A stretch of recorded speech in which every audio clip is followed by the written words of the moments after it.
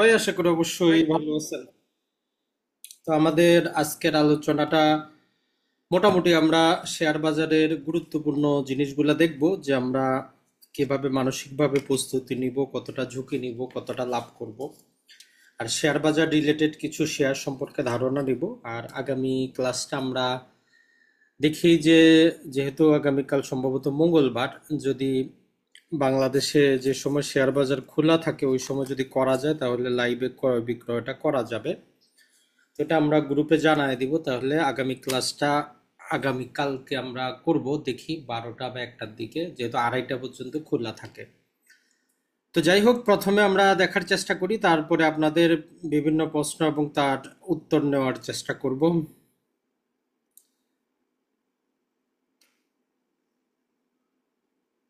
তো অলরেডি আমরা গ্রুপে পিডিএফটা দিয়ে দিয়েছি। তো আমাদের আজকের যে হেডিং সেটা হচ্ছে যে শেয়ারে বিনিয়োগ কৌশল এবং ঝুঁকি। কারণ শেয়ার বাজারটাও যেহেতু এমন একটা জায়গা যেখানে আপনি এত পরিমাণ লাভ করতে পারেন, যেটার কোনো ঊর্ধ্বসীমা নাই। সহজ কথা হচ্ছে এটা। আবার কতটুকু লস করবেন তার তো আপনার নিম্ন সীমা আছে। যত টাকা বিনিয়োগ করলেন জিরো হইল, কিন্তু লাভ কত করতে পারবেন তার কোনো সীমারেখা নাই। আপনি 15%, 20%, 100%, 1000% করেন। শেয়ার বাজারের মতোই যেমন বিটকয়েন আছে, বিটকয়েনে মানুষ বিনিয়োগ করে বছরে 300%, 500%, 1000%ও কিন্তু করতেছে। কিন্তু সেখানেও ঝুঁকি আছে। তো আমরা জীবনে যেটাই করতে যাই সব জায়গায় কিন্তু ঝুঁকি আছে। এখন কে কতটুকু ঝুঁকি নিতে পারবো, কে কতটুকু আমরা ক্যালকুলেটেড ওয়েতে আমরা বিনিয়োগটা করতে পারবো, সেটাই হচ্ছে মূল জিনিস। তো সবার যেহেতু ব্যাকগ্রাউন্ড আলাদা, ঝুঁকি নেওয়ার চিন্তাধারাও আলাদা, সবার তো আর এক হবে না। তো আমরা কিছু বেসিক জিনিসপাতি আগে জেনে নেই, তারপরে আপনি কতটুকু ঝুঁকি নিতে পারবেন সেটা আপনার উপর নির্ভর করবে। তো আমরা এখানে কিছু কৌশল আলোচনা করব। আশা করব যে পরবর্তীতে এগুলো আপনি 1-2 বার দেখবেন, যেটা আপনার জন্য খাটে সেটা আপনি ব্যবহার করবেন। সবার জন্য তো আর সবগুলো কিন্তু খাটবে না। নাম্বার ওয়ান যেটা, সেটা হচ্ছে যে আমরা এখানে যারাই এসি সবাই মধ্যবিত্ত। কারো অ্যাকাউন্টে 50-1 কোটি টাকা নাই যে আপনি 2 দিনে 4 দিনে টাকা ডবল করবেন। অতএব আপনার যেই চাকরি, যে ব্যবসা আছে, এটার পাশাপাশি আপনি দীর্ঘমেয়াদী একটা বিনিয়োগের জন্য এই শেয়ার বাজারে আপনার আসা। যেখানে আপনি আজকে কাজ করতে পারতেছেন, 10 বছর 15 বছর পর দেশে চলে যাবেন অথবা অবসর নিবেন, তখন আপনি কিছু করতে পারবেন না। তো এখন যদি আপনার এই বিনিয়োগের কলা কৌশল সবকিছু জানা থাকে, কিছু বিনিয়োগ করা থাকে, তাইলে ওই ভবিষ্যৎ যেই আপনার পরবর্তী অবসর জীবনে এটাই আপনাকে পেনশনের মতো কিন্তু ব্যবস্থাটা দিবে। তো এই জন্য আপনি সর্বনিম্ন আমরা যেটা বলবো যে 5 বছর থেকে 15 বছরের টার্গেট নিবেন, যে যে টাকাটা আপনি বিনিয়োগ করতেছেন এটা যাতে আপনি বের না করেন। আপনি 1000 টাকা করে মাসে বিনিয়োগ করেন, কোনো সমস্যা নেই। 500 টাকা করেন, 50 টাকা করে করেন, কিন্তু ওই টাকাটা আপনি উঠানোর আর চিন্তা করবেন না। কারণ হচ্ছে যে এখানে দীর্ঘমেয়াদী বলার পিছনে একটা সূত্র হচ্ছে যে, মূলত আমরা যেটা বলি যে আমরা আপনাদেরকে একটা সম্ভবত সূত্র শিখাইছি যে কতদিনে টাকা ডবল হবে। এটা আমরা যদি 72কে ভাগ দেই কত পার্সেন্ট হিসাবে, 10% হিসাবে যদি বছরে আপনার টাকা বৃদ্ধি পায়, তার মানে 7 বছরের মতো লাগবে আপনার টাকাটা ডবল হইতে। তো 10% বা 9% যেটাই হিসাব করি, নর্মালি যেটা হয় যে 8 বছরে আমাদের টাকাগুলো ডবল হয়। 8 বছরে আপনার টাকা ডবল হয়। এখন ধরেন যে আপনি 1 লাখ টাকা বিনিয়োগ করলেন, তো এইটা 2 লাখ টাকা হইতে আপনার 8 বছর লাগবে।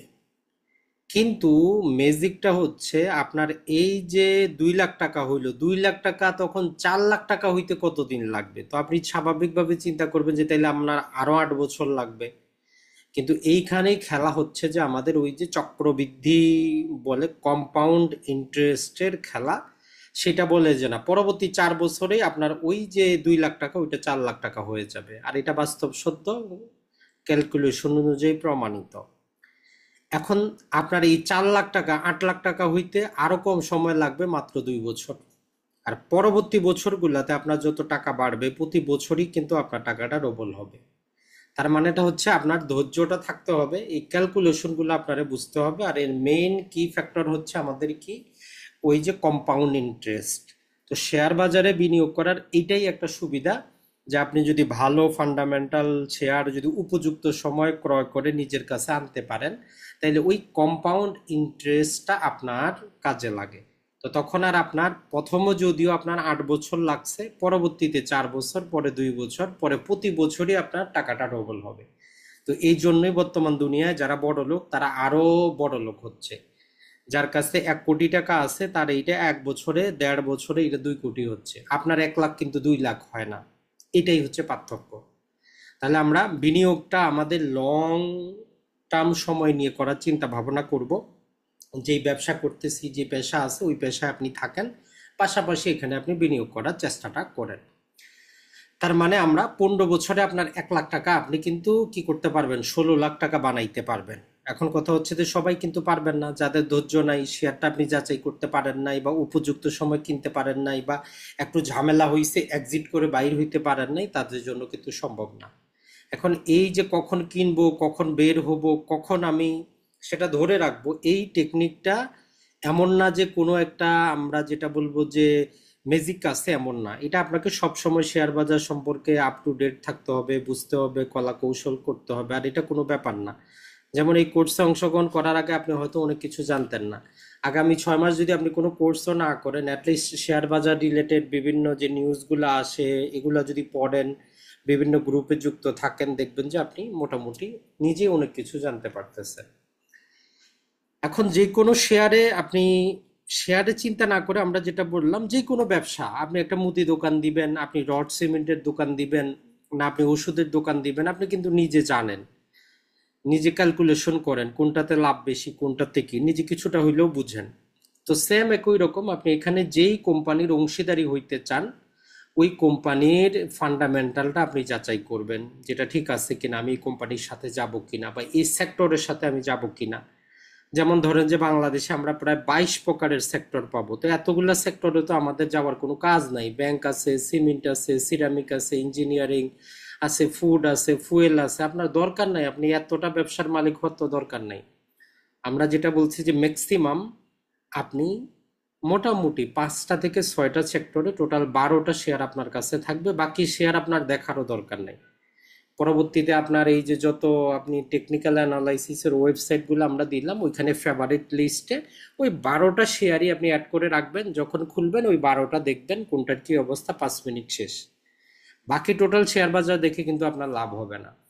তাহলে এত সেক্টর যেগুলো আছে, যখন বলবেন যে ভাই কেন লাভ হবে না, তো জাস্ট একটা কথা বলি, যেমন ধরেন আপনি নিজেই যেমন বুঝেন যে আমরা যদি বাংলাদেশের ইন্স্যুরেন্সের অবস্থাটা বুঝি, ইন্স্যুরেন্সে বাংলাদেশে কোনো ভবিষ্যৎ আছে? কোনো ভবিষ্যৎ নাই।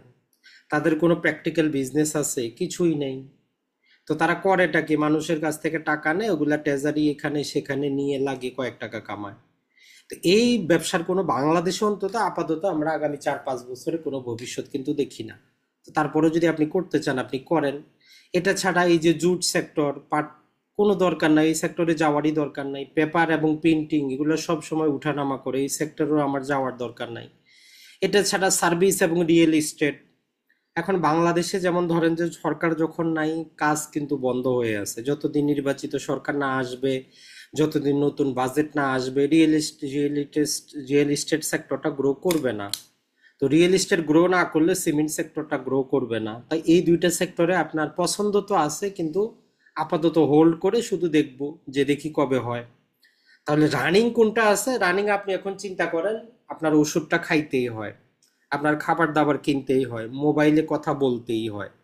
তাহলে আপনি নিজে থেকে নিজে যাচাই করতে পারলেন যে 3টা সেক্টর আছে যেগুলা অবস্থা যাই হোক, সরকার যাই আসুক, খাবার দাবার অবশ্যই খাইতে হবে, ওষুধও খাইতে হবে, মোবাইলে কথা বলতেই হবে। তার মানে এই 3টা সেক্টরকে আপনি চোখ বন্ধ করে, বাংলাদেশের অবস্থা কি হইলো, কোন গভর্নমেন্ট আসলো, সরকার চেঞ্জ হইলো না সেনাবাহিনী আসলো, আপনার কোনো টেনশন নাই। কিন্তু বাকি অন্য অনেকগুলা সেক্টর আছে যেগুলাতে অনেক নানা প্রকার ঝুঁকি আছে।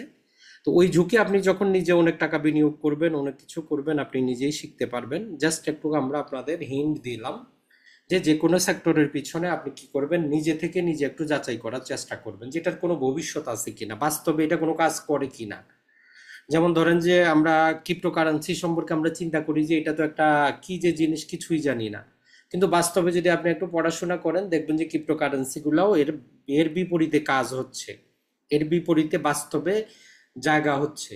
তো যে কোনো জিনিস, যেই কোম্পানিতে আপনি বিনিয়োগ করেন, যদি বাস্তবে তার অস্তিত্বটা থাকে, ভবিষ্যৎ বড় হওয়ার সম্ভাবনা থাকে, আপনিও তার সাথে যান। তো এটার জন্য আমরা যেমন আপনাদেরকে বলেছি যে কিভাবে ফান্ডামেন্টাল অ্যানালাইসিস করবেন, ইপিএস গুলো আপনি দেখবেন, ন্যাব দেখবেন, সে নিয়মিত ডিভিডেন্ডটা দেয় কিনা সেটা একটু আপনি লক্ষ্য করবেন। আর দীর্ঘমেয়াদী বিনিয়োগ করলে একটা সুবিধা হচ্ছে যে এটা আমরা বললাম, বাজার উঠে আবার নামে, উঠে নামে, আপনি যখন তার সাথে থাকলেন ঠিক আছে, তাহলে আপনার টেনশনের দরকার নেই, চক্রবৃদ্ধি আপনার লাভটা হবেই। এইটা হচ্ছে একটা আমাদের দীর্ঘমেয়াদী বিনিয়োগ করার মূল জিনিস। এখন আমরা প্রথমে ধরেই নিলাম যে ভাই ঠিক আছে, আমি দীর্ঘমেয়াদী বিনিয়োগটা তো করব, এখন যেই শেয়ারটা কিনবো বা যেই দোকানটা কিনতেছি, যেই ফ্ল্যাটটা কিনতেছি, এটার মার্কেট ভ্যালু আছে না আমার থেকে টাকা বেশি নিচ্ছে। 10 লাখ টাকার একটা শতকের জমি আপনি 15 লাখ টাকা বললে নিবেন না, আপনি বলবেন যে আমি 10 লাখ হইলে নিব, নাইলে আমি নিব না। শেয়ার বাজারেও ওই রকম, যেই শেয়ারের দাম বেশি আপনি অপেক্ষা করেন, যদি কম দাম হয় নিবেন, নাইলে আপনি ওইটা নিবেন না, আরো আপনার কাছে অপশন আছে। এইটার জন্য একটা বিখ্যাত সূত্র হচ্ছে ভ্যালু ইনভেস্টিং, যেটাকে বলে যে আমি যে জিনিসটা কিনবো যাতে বাজার মূল্যে কিনতে পারি। আমি অতি চড়া দামে যদি কিনি, 10 লাখ টাকা বিঘা জমি আপনি যদি 20 লাখ টাকা কিনেন, এটা আগামী 5 বছর ধরে রাখলে তখন 20 লাখ টাকা হবে, আর আপনি বলবেন যে আমার তো কিনা দামে আমি বিক্রি করলাম। তো তাহলে শেয়ার বাজারে ওই রকম, আপনি যদি ওভার প্রাইসে কিনেন লাভ করতে আপনি পারবেন না। তো এটার জন্য আপনি কি করবেন, যদি কিছু নাও জানেন, সিম্পল আমরা বলছি কি যে আপনি তার গড়টা দেখবেন, মানে গত 1 বছরে 52 সপ্তাহে সর্বোচ্চ কত গেছে, সর্বনিম্ন কত। ধরেন যে সর্বোচ্চ সে 150 টাকা গেছে, সর্বনিম্ন ধরলাম যে সে আসছে 70 টাকা, 75 টাকা, দুইটা যোগ করে 2 দিয়ে ভাগ দেন, অন এভারেজে দেখেন যে 80-90 টাকা। তাহলে আপনি সর্বাবস্থা ওই 80 থেকে 90 ভিতরে যখন থাকবে তখন নেবেন, 80-র উপরে গেলে আপনার নেওয়ার দরকার নেই, অপেক্ষা করেন আপনি 6 মাস, আসলে নেবেন, না হলে আপনি অন্যটাতে যাবেন। এটা ছাড়া আরো আমরা বলেছি যে কিছু পি রেশিও আছে, ডিভিডেন্ড ইল্ডটা দেখবেন আপনি। তাহলে এই ভ্যালু ইনভেস্টিংটা আপনি এখন যে কোনো শেয়ার করার আগে তাহলে এটাকে চিন্তা করবেন যে এই শেয়ার তো ভালো, সবই ঠিক আছে, কিন্তু আমি কি উপযুক্ত সময় এটা কিনতেছি কিনা। যদি না কিনতে পারেন লাভ করতে পারবেন না। তো এটার জন্য একটা সূত্র আছে, সেটাকে বলি যে আমরা ইন্টেন্সিক ভ্যালু। এটা বের করার বিভিন্ন মেথড আছে, 4-5 মেথড আছে, আমরা সাধারণ ব্যক্তি হিসাবে শুধু একটাই বের করব যেটা আমাদের মনে থাকবে। আমরা কি বলছি যে ইপিএস বলে একটা জিনিস আছে, মানে আপনার শেয়ার প্রতি কোম্পানিটা কত টাকা আয় করতেছে বছরে, এটারে বলে যে ইপিএস। আপনি যে একটা শেয়ার নিছেন এর বিপরীতে কয় টাকা আয় করে। ধরলাম যে স্কোয়ার ফার্মা এবারে যেটা দিছে তারা 27 টাকা আয় করতেছে একটা শেয়ার প্রতি, 27 টাকা সে আয় করতেছে একটা শেয়ার প্রতি, এটারে বলতেছি যে আমরা ইপিএস। এখন এর বাজার মূল্য যেটা আছে সম্ভবত 212 কি 13 টাকা আছে। এখন আপনি কিভাবে বুঝবেন এই 212 বা 13 টাকা এর একদম অন্তর্নিহিত মূল্য।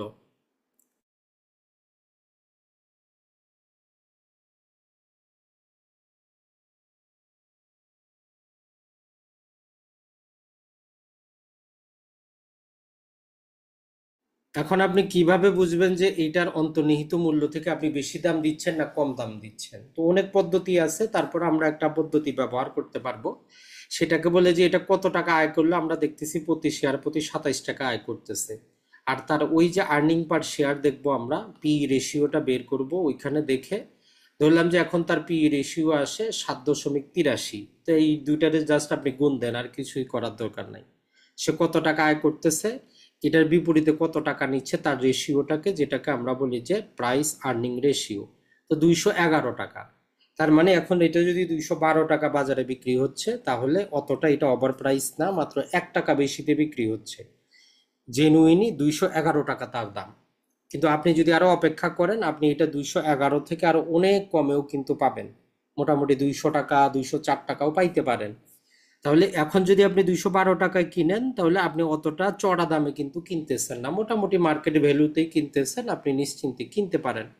তো এইরকম যেই কোনোটার আপনার যেটা মনে হবে আপনি এটা নিচ্ছেন, একবার অন্তত নিজে স্যাটিসফাই হন যে এটা ঠিক আছে কিনা, আমি যেটা নিচ্ছি তার উপযুক্ত বাজার ভ্যালু এটা কিনা। তো আবারও বলবো, এটার আরো বিভিন্ন পদ্ধতি আছে, আমরা সবচেয়ে সহজ পদ্ধতিটা দেখাইলাম, যেটা যাতে আপনি নিজে ক্যালকুলেশন করে বের করতে পারেন। তাহলে আমরা দেখলাম ভ্যালু ইনভেস্টিং করার ক্ষেত্রে আমাদের এই যে তার অন্তর্নিহিত মূল্যটা বা বাজার মূল্যটা উপযুক্ত আছে কিনা এটা আমরা দেখি। এখন কিছু জিনিস আছে যে দেখেন, বিনিয়োগে শেয়ার বাজারে দুই প্রকারের আপনারা লাভ পান। একটা হচ্ছে আপনি 100 টাকা দিয়ে শেয়ার কিনছেন, ওইটার দাম 150 টাকা হয়েছে, অথবা বছরে সে আপনারা কিছু লাভ দিছে।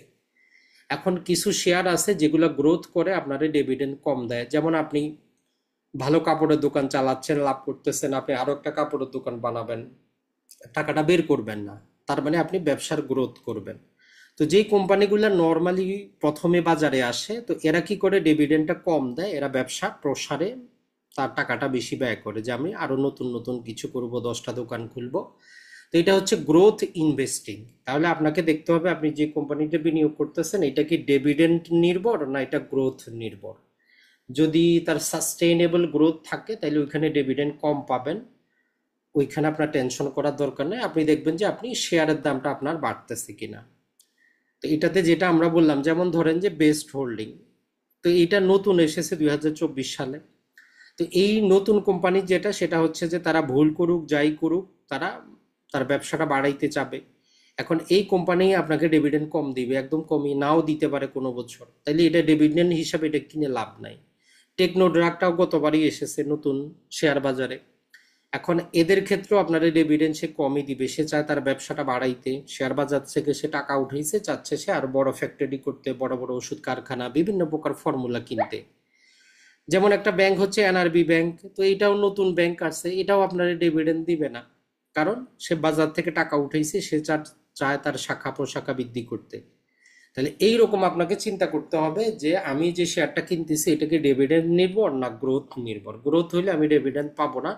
অতএব আমার যে পোর্টফোলিও থাকবে, আমি যদি 12টা শেয়ার রাখি, আমি 6টা রাখবো ডিভিডেন্ড নির্ভর, 6টা থাকবো গ্রোথ নির্ভর। তাহলে এই 6টা থেকে আমি ডিভিডেন্ড পাবো। এই ডিভিডেন্ডটা আবার এই যেগুলো গ্রোথ নির্ভর আছে ওগুলোতে বিনিয়োগ করে দিব। এই সূত্র আপনি ইউজ করবেন, তাহলে আপনার জন্য ভালো। তাহলে আমরা আরেকটা দেখলাম ডিভিডেন্ড নির্ভর, আরেকটা হচ্ছে গ্রোথ নির্ভর।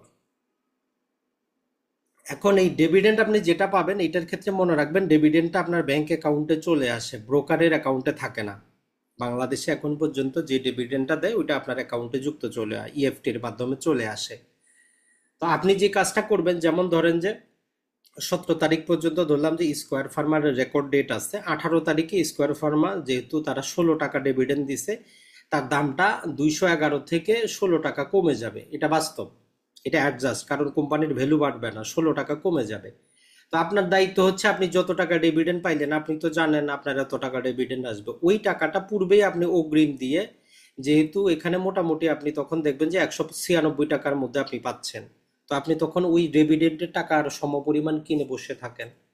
তো এইভাবে আপনি সার্কেলটা করবেন, যে ডিভিডেন্ডটা আপনার ব্যাংকে আসবে আর রেকর্ড ডেটের পরে ওই অটোমেটিক শেয়ারের দামটা অত পার্সেন্ট কমে যায়। যেই কোম্পানি, কোনো কোম্পানি যদি 500 টাকার এভিডেন্স দেয়, 500 টাকা তার শেয়ারের দাম কমে যাবে। কারণ যেটা আমরা যারা পিৎজা খাইছেন, আপনি একটা পিৎজাকে 4 ভাগ করেন আর আর 8 ভাগ করেন, 8 ভাগ করলে সংখ্যা বেশি পাবেন, কিন্তু টোটাল জায়গা তো ওইটাই থাকলো। তো শেয়ার বাজারে ওইটা ডিভিডেন্ড দিলে কোম্পানি যত পার্সেন্ট ডিভিডেন্ড দেয় তত পার্সেন্ট তার শেয়ারের দামটা কমে যায়। তাহলে এই জিনিসটা একটু মাথায় রাখবেন যে আপনি কোন শেয়ারে বিনিয়োগ করতেছেন, সেটা ডিভিডেন্ড নির্ভর না আপনার গ্রোথ নির্ভর। এখন একটা শব্দ আছে এসআইপি, বাংলাদেশে মিউচুয়াল ফান্ডের ক্ষেত্রে করা হয়, যেমন আপনি ডিপিএস করেন, প্রতি ফান্ডে করেন। তো বাংলাদেশের মিউচুয়াল ফান্ডগুলাতে বিনিয়োগ করা আপনার জন্য লস, ভালো না। কারণ হচ্ছে, এক নাম্বার হচ্ছে যে ওইখান থেকে যে মুনাফা আসে এখান থেকে একজনকে আপনার বেতন দিতে হয়, পাশাপাশি যারা বিনিয়োগটা করে এরা ওই লাভ লস বুঝে না, ম্যাক্সিমামের ক্ষেত্রেই লস। তো এই জন্য এসআইপিটা আপনি নিজেই তৈরি করতে পারেন। যেমন আপনি ভালো মানের 12টা ধরেন যে কোম্পানি বের করলেন, আপনি প্রতি মাসে 1000 করে 12টা কোম্পানিতে 12,000 টাকা বিনিয়োগ করেন। তো এটা আপনার কি হয়ে গেল, আপনার একটা নিজের এসআইপি হয়ে গেল, জাস্ট ম্যানুয়ালি করতে হবে এইটাই। তাহলে আপনার ধারণা থাকে যে আমি 12টা কোম্পানি সিলেক্ট করব, প্রতি কোম্পানিতে আমি 1000 করে ক্রয় করব, তো হয়ে গেল আমার 12,000 টাকা প্রতি মাস আসবে, আপনি 12,000 টাকা ট্রান্সফার করে দেন। তো করেই সাথে সাথে কিনতে হবে এমন না, আপনি ব্রোকারের অ্যাকাউন্টে রাখেন, আপনি তখন শেয়ারগুলা দেখেন, 1 তারিখে একটাতে ঢুকেন, 20 তারিখে ঢুকেন, প্রয়োজনে যদি দেখেন যে না আপনার মোটামুটি 10টারই দাম বেশি, ওই 10টা না কিনে ওই যে দুইটার দাম কম আছে বাকি 10টার টাকা ওইটাতে লাগিয়ে দেন। তার মানে হচ্ছে যে আমরা যে টেকনিক্যাল অ্যানালাইসিস আপনাকে দেখাইছি, যখন এটা উপরে উঠবে, এখানে উঠলে আপনি কিনবেন না, আপনি অপেক্ষা করবেন, ওই শেয়ার আপনার কেনার দরকার নেই, যখন সে নিচে আসবে তখনই কিনবেন। যদি 1 মাসে দেখেন যে এটা নিচে আসতেছে না, আপনার কেনার দরকার নাই, ওইটা আপনি বাদ দেন, বাকি 11টার মধ্যে ওই 12,000 টাকা দিয়ে দেন। যখন এই বেচারা নিচে আসবে তখন গিয়ে তার ওই শেয়ারটা কিনবেন। তো এইভাবে আপনি দীর্ঘমেয়াদী পরিকল্পনা করে আপনি কাজটা কিন্তু করতে পারেন, নিজের এসআইপি নিজে বানাইতে পারেন। এখন এই ছিল আমাদের বিনিয়োগের যে পরিকল্পনা সেটা। এখন আমরা দেখবো যে আসলে আমাদের ঝুঁকিটা, যাক আরেকটু পানি নিয়ে আসি দাঁড়া।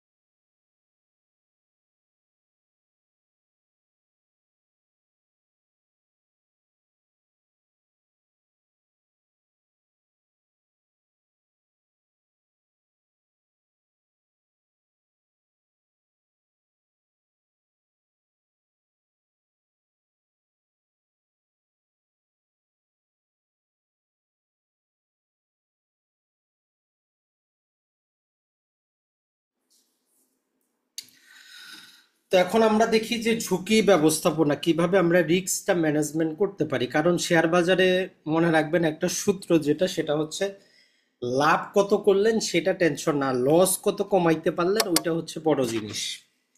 আপনি যদি লস 1-2 বছর যেই মুনাফা 1 লাখ টাকা, 2 লাখ টাকা বা 3 লাখ টাকা যেটা দিয়ে আপনি বিনিয়োগ করতেছেন, এটা যদি আপনি বাড়াইতে পারেন, অল্প পরিমাণও বাড়ান, তাতেই আপনার জন্য যথেষ্ট। তাহলে লাভ করার চাইতে লস কতটুকু কম করতে পারলেন এই থিওরিতে যদি যান, তাইলে আপনি অনেকদিন টিকতে পারবেন। তাইলে এটার জন্য আপনাকে কি করতে হবে? সর্বপ্রথম হচ্ছে যে, যেটা আমরা বললাম, এই যে 22টা সেক্টর আপনি পাইলেন, তো এতগুলো সেক্টরে আপনাকে যাওয়া যাবে না, কিছু কিছু সেক্টর আপনাকে বাদ দিতে হবে, এগুলো আপনার দরকার নেই। এখন আপনি বলবেন যে ভাই তাহলে আমরা কোন সেক্টরে যাব? তো এখন সেটা আপনি নিজেটা নিজে ক্যালকুলেট করবেন। তো আমাদের এই কোর্সে আমরা যেটা সাজেস্ট করি, চাইলে আপনি এটা নিতে পারেন, না চাইলে নাই। এটা এমন না যে আপনাকে নিতেই হবে। আপনি যদি আরো একটু ভালো বুঝেন, আর একটু পড়াশোনা করেন, আর একটু নলেজ দেন, হয়তো আপনার জন্য আরো একটা সেক্টর ভালো হইতে পারে। কারণ প্রতিটা সেক্টরে মানুষ কাজ করতেছে। তো এক নাম্বার হচ্ছে আমরা যেটা ব্যাংকিং সেক্টরটা আপনাকে নিতে হবে। ভালো ব্যাংক আপনাকে খুঁজে বের করতে হবে। ভালো ব্যাংক বাংলাদেশে ছিল, আছে, ভবিষ্যতেও থাকবে। এখন কথাটা হচ্ছে কোনটা ভালো এটা আপনাকে চিনতে হবে। তাইলে আপনি যদি 100 টাকা বিনিয়োগ করেন, সেখান থেকে আপনি 30 টাকা ব্যাংকিং সেক্টরে দিয়ে দেন। 2 নাম্বার হচ্ছে আপনি 30 টাকা ফার্মা সেক্টরে দিয়ে দেন। এরপরে পাওয়ার এবং এনার্জি সেক্টরে আপনি মোটামুটি 20% দিয়ে দেন। টেলিকম সেক্টরে আপনি 10% দেন। আর যেগুলো আমাদের ফুড বা অন্য কোনো সেক্টর আপনার ভালো লাগলে 10%। এইভাবে আপনার টোটাল 100 টাকা জাস্ট আমরা অ্যাভারেজে নিয়েছি। এখন আপনি 10,000 টাকা করলে জাস্ট ওই হিসাবে গুণন করবেন। এই হিসাবে আপনি আপনার পোর্টফোলিওটাকে যখন ভাগ করবেন, তখন আপনার টেনশনটা হবে না যে একটা সেক্টর ভালো না করলেও অন্যটা করবে। ব্যাংকিং ব্যবস্থা ভালো না করলেও ফার্মাটা তো আছে, ফার্মা না করলেও এনার্জি আছে, এনার্জি না করলেও টেলিকম। আর আমরা এখানে যেই কয়েকটা জিনিস দিলাম, এইটা দেখেন যে অবস্থা যাই হোক, সরকার যাই আসুক, আপনার ওষুধ আপনাকে কিনতেই হবে, ব্যাংকে লেনদেন করতেই হবে, আপনার এই যে পাওয়ার সেক্টর, কারেন্টের দরকারই হবে, অয়েলের দরকারই হবে। সরকারকে আসলো আপনার দেখার বিষয় না, মোবাইলে কথা বলতেই হবে। তাই আমরা মনে করি যে মোটামুটি এই 5 সেক্টরে গেলে আপনার জন্য যথেষ্ট। আপনি 6 মাস 1 বছর থাকার পরে যদি আরো ভালো বুঝেন, তখন আপনি যান, আপনার টেনশন নাই। প্রাথমিক অবস্থায় বেশি সেক্টর মাথায় নিয়ে অত টেনশন করার দরকার নেই। তাইলে একটা হচ্ছে আমরা মোটামুটি 5টা সেক্টরে আমাদের যে বিনিয়োগ, সেটা অল্প হোক যাই হোক, আপনি ভাগ করে নিয়ে নেবেন। এখন বিনিয়োগের, যারা বিনিয়োগ করেন সেটা যেটাতে করেন, গোল্ডে করেন, স্টকে করেন, ইটিএফ এ করেন, ইন্ডেক্সে করেন, ক্রিপ্টোতে করেন, আর যেখানেই করেন, ফরেক্স ট্রেডিং করেন, সবাই একটা শব্দ জানে, সেটা হচ্ছে স্টপ লস।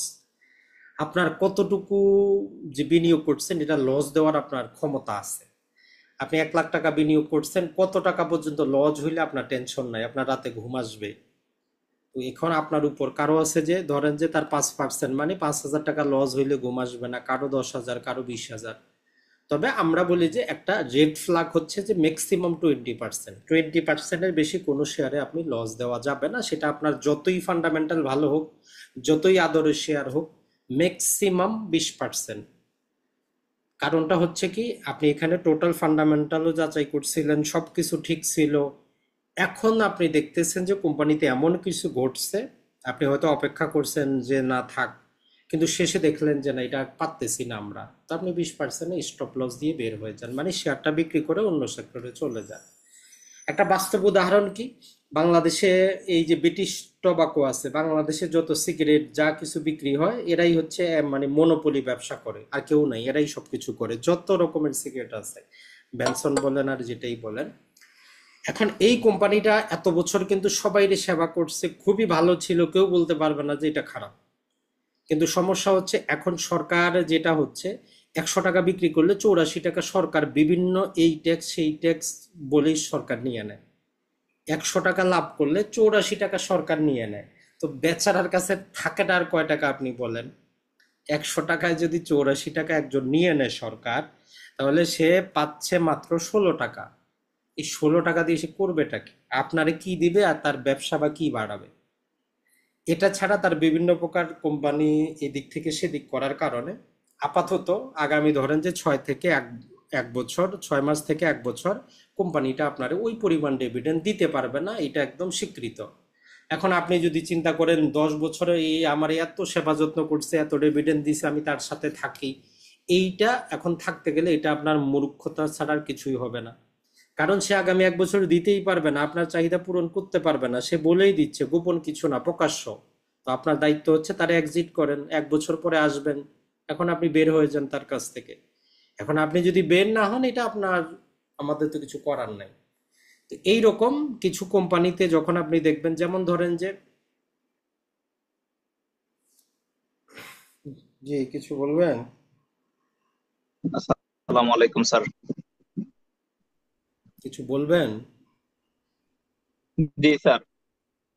ভাই ক্লাসের পরে বললেন, পরে বললেন, রেকর্ডিংটা পরে মানুষ দেখবে, তো ঠিক আছে, প্রশ্ন আমরা নিচ্ছ মোটামুটি শেষের দিকে, অত বড় না, আজকে তাড়াতাড়ি শেষ হয়ে যাবে, সমস্যা নেই।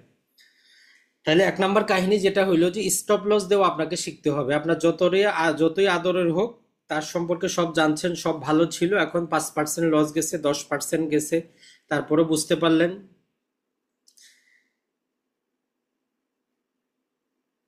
তো তখন যে জিনিসটা হবে সেটা হচ্ছে যে আপনি লস দিয়ে বের হয়ে যান। এখন কেউ আছে যারা চালাক, সে 5%-এ বুঝতে পারবে যে আমি 1 লাখ টাকা বিনিয়োগ করছি, 95 পোর্টফোলিও ভ্যালু দেখাচ্ছে, আমি বিক্রি করে বের হয়ে যাই। যারা আর একটু স্লো, তারা হয়তো 10%-এ গিয়ে বুঝবে, কিন্তু ম্যাক্সিমাম 20%-এর বেশি আপনি লস দিবেন না, আপনি বের হয়ে যান, এটাকে আপনি অন্য সেক্টর থেকে উদ্ধার করতে পারবেন, সমস্যা কিন্তু আপনার নাই। তাহলে আমাদেরকে, আপনি অন এভারেজে 10 থেকে 15%-এ বের হওয়ার চেষ্টা করবেন। এর বেশি আপনার লস করার কোনো শেয়ারের প্রতি দরকার নেই, কারণ আমরা সবাই আসছি এখানে লাভ করার জন্য, কারো প্রতি কারো মায়া দরদ কিছুই নেই। আর এখানে আপনাকে অপশন দিচ্ছে, আপনি সেকেন্ডের মধ্যে সেক্টর চেঞ্জ করতে পারবেন, 1 ক্লিকে বিক্রি করবেন আর 1 ক্লিকে ক্রয় করবেন, তাই বেশি লস করা যাবে না। আরেকটা জিনিস আপনাকে মাথায় রাখতে হবে, কিছু কিছু শেয়ার আছে যেখানে আপনাকে রিস্ক নিতে হবে, ঝুঁকি নিতে হবে, ঝুঁকি যত বেশি নেবেন লাভ তত বেশি হবে। এখন এইটা তো আর সবার জন্য হবে না, যারা এখনো ইয়াং আছেন, নিজে এখনো ইনকাম করেন, আপনার 10,000 টাকা লস গেলে কোনো টেনশন নাই। কিন্তু যাদের বয়স হয়ে গেছে 40, 45, 50 বছর, এখন আপনি আসছেন, তো এক্ষেত্রে আপনার বেশি রিস্কে না যাওয়াই ভালো। কারণ যারা এখনো চাকরি করেন, মাসে 50,000 টাকা বেতন পান, 5,000 লস গেলে তার কিছু যায় আসে না, সে চিন্তা করলো হয়তো আমার কোনো জায়গায় টাকাটা হারায় গেছে। তাইলে ঝুঁকি, যাদের বয়স কম, টাকা পয়সা ইনকাম ভালো, আপনারা অবশ্যই ঝুঁকি নেবেন, ঝুঁকি নিলে আপনার লাভ বেশি হবে, সহজ কথা হচ্ছে এটা। আর ফান্ডামেন্টাল যাচাই করা ছাড়া কোনো শেয়ারে আপনি বিনিয়োগ করবেন না। বড় ভাই বলছে, পত্রিকায় আসছে, আমরা এর আগেও বলি পত্রিকায়, যে খবরের কাগজে আপনি কিছুই নিউজ দেখেন না, খবরের কাগজে তারা যেটা দেখাইতে চায় আপনি সেটাই দেখেন। নিউজ পেপারে কোনো নিউজ আসে না, তারা যেটা আপনারা দেখাইতে চায় আপনি সেটাই দেখেন, এইটা মনে রাখবেন। আগে সিস্টেম তারা যেটা করে ফিক্স হওয়ার পরে তখন যায় নিউজ পত্রিকায় আসে, আর তখন আপনি নিউজের কথা ধরে যখন বিনিয়োগ করা শুরু করবেন, আপনি লস খাবেন। এখন বলবেন যে ভাই তাহলে আমি নিউজটা কোথায় পাবো? তো কথাটা হচ্ছে, আপনার নিউজের দরকার নাই তো, এই যে প্রতিদিন আপনি চার্টটা দেখবেন, এইটাই আপনারে নিউজ দিয়ে দিবে। আর যেই নিউজটা আপনি দেখলেন, নিউজটা দেখার পরে চিন্তা করবেন তাইলে 2 দিন আগে তারা কি ফিক্স করতে পারে। আপনি নিউজটা দেখে চিন্তা করবেন যে এইটা 10 দিন আগের নিউজ, তাহলে গত 10 দিনে কি হয়েছে ওই শেয়ারটা দেখেন। ধরেন যে একটা শেয়ার গত 10 দিন আগে 90 টাকা ছিল, কথার কথা। এখন আজকে একটা 10 দিন পরে এখন ওই শেয়ারটার দাম মোটামুটি ধরেন যে 105 টাকা 6 টাকা আসছে। এখন নিউজ আসছে যে এই কোম্পানি এটা চুক্তি করছে, ওইটা চুক্তি করছে, শেয়ারের দাম অনেক বাড়বে। এখন আপনি যদি 115 টাকায় ঢুকেন, আগে চিন্তা করেন 10 দিন আগে শেয়ারটার দাম কত ছিল, 90 টাকা। তার মানে এখন আপনার ঢুকা যাবে না। তার মানে আপনাকে কি করতেছে, বলতেছে যে আপনি টাকা লাগান, যখনই 130-140 হবে আমি বিক্রি করে বের হবো, আর আপনি লস খাবেন। কারণ আপনি তো চিন্তা আছেন এটা অনেক বাড়বে, অলরেডি যেটা বাড়ার সেটা কিন্তু বেড়ে গেছে। তারা আগেই সেই শেয়ার কিনে নিয়েছে, এখন আপনাকে আপনার টাকাটা নেওয়ার জন্য। তো এই জন্য যখনই পত্রিকায় দেখবেন যে কোনো নিউজ দিবে এই কোম্পানি এটার সাথে চুক্তি করছে, এটা চুক্তি করছে, নিউজটা দেখার পর 10 দিন 15 দিন আগে কোম্পানির শেয়ারের দামটা একটু দেখবেন যে কত ছিল। যদি দেখেন যে না এই শেয়ারের দাম তো প্রায় 20-25-50% বেড়ে গেছে, তাইলে ওই শেয়ার আপনার কেনার দরকার নাই, আপনি শুধু দেখেন, লক্ষ্য করেন। আর যদি দেখেন যে না গত 3 মাসও তার শেয়ারের দাম যেটা ছিল সেটাই আছে, পত্রিকার নিউজটাও এটা, তখন আপনি এন্ট্রি নিতে পারেন। কারণ তখন আপনি এন্ট্রি নিলে শেয়ারের দাম বাড়লে আপনার বেনিফিট হইলো, আপনি যখনই দেখবেন 30%-40% আপনার লাভ হয়েছে, আপনি বিক্রি করে বের হয়ে যান, যদিও যত বাড়ুক। তো এইটা হচ্ছে আরেকটা জিনিস যে আপনি ফান্ডামেন্টাল যাচাই যখন করবেন, ফান্ডামেন্টাল ঠিক থাকলেও মাঝে মধ্যে ওই নিউজগুলা যেই দিন আসবে তার পিছনের ডেটে গিয়ে শেয়ারের দামটা একটু দেখবেন, প্রয়োজনে 1 মাস আগের শেয়ারের দামটা দেখবেন যে কি ছিল দাম। আর টেকনিক্যালটা আপনাকে যেটা আমরা বললাম যে টেকনিক্যাল গুলা যেমন ইন্ডিকেটর গুলো আমরা পড়াইছি, এটা আপনাদের সিগন্যাল দেয়, প্রতিটা তো আর এক দেয় না, এটা সিগন্যাল দেয় এই শেয়ারটা যদি বেশি মানুষ কিনে তারা দেখাবে যে এটা ওভার বাই হইছে, অতএব এটা মানুষ বিক্রি করবে। কেন করবে? কারণ হচ্ছে যে আগে শেয়ার বাজারের বর্তমান বাস্তবতা বুঝতে হবে। নর্মালি আমরা শেয়ারে ব্যবসা করি মানে কি, আমি টাকা দিলাম বছর শেষে লাভ পাবো। কিন্তু শেয়ার বাজারে তো ওইটার বাইরেও আরো বিভিন্ন গোষ্ঠী আছে যারা 10 দিনে টাকা ডবল করতে চায়, একদিনে টাকা ডবল করতে চায়। তো আপনি দেখতেইছেন সবাই কিনছে, মানুষ কিনে কেন, দাম বাড়বে বলে। তো এখন অলরেডি এটা কিনার কারণে ওভার বাই হয়ে গেছে, তাই এখন এটা কেউ না কেউ সেল করবে, করতেই হবে, কারণ মার্জিন নিয়ে ব্যবসা করে, লোন নিয়ে ব্যবসা করে। আপনার মতো সবাই কি করবে না, টাকা দিয়ে ব্যবসা করবে না। 1 লাখ টাকা দিয়ে তারা আরো 3 লাখ টাকা শেয়ার নিয়ে 4 লাখ টাকা শেয়ার কিনবে। তো তাদেরকে বিক্রি করতেই হবে, কারণ প্রতি মাস গেলে ইন্টারেস্ট দিতে হয়, তারা বিক্রি করবেই করবে। এইটা হচ্ছে ইন্ডিকেটর যে ওই যে যখন আপনার এই আরএসআই এমসিডি সাপোর্ট রেজিস্ট্যান্ট লেভেলগুলো আপনারা দেখাবে যে এটা বেশি পরিমাণ মানুষ কিনছে, অতএব আপনি বলেন যে না আমার এখন দরকার নাই। আর সবচেয়ে বড় যেটা হচ্ছে যে ইমোশন কন্ট্রোল করতে হবে। ইমোশনটা কখন দেখবেন সবচেয়ে বেশি খারাপ লাগবে, একটা শেয়ার আপনি দেখতেছেন, চিন্তা করতেছেন এটা আজকে কিনবো, দামটা ধরেন যে 50 টাকায় আছে, কিনবো কিনবো করতে করতে এটা আপনার চোখের সামনে 60 টাকা 70 টাকা 80 টাকা হইলো, আপনি কিনেন নাই, তারপর আপনার খারাপ লাগবে, ইস আমি যদি এটা কিনতাম আমার এত টাকা লাভ হইতো। এইরকম চিন্তাধারা বাদ দিতে হবে। আপনার কোনো শেয়ার ফান্ডামেন্টাল সবকিছু যদি ভালো লাগে, সিগন্যাল যদি দেয় আপনি নিয়ে ফেলবেন, আপনার অপেক্ষা করার দরকার নেই।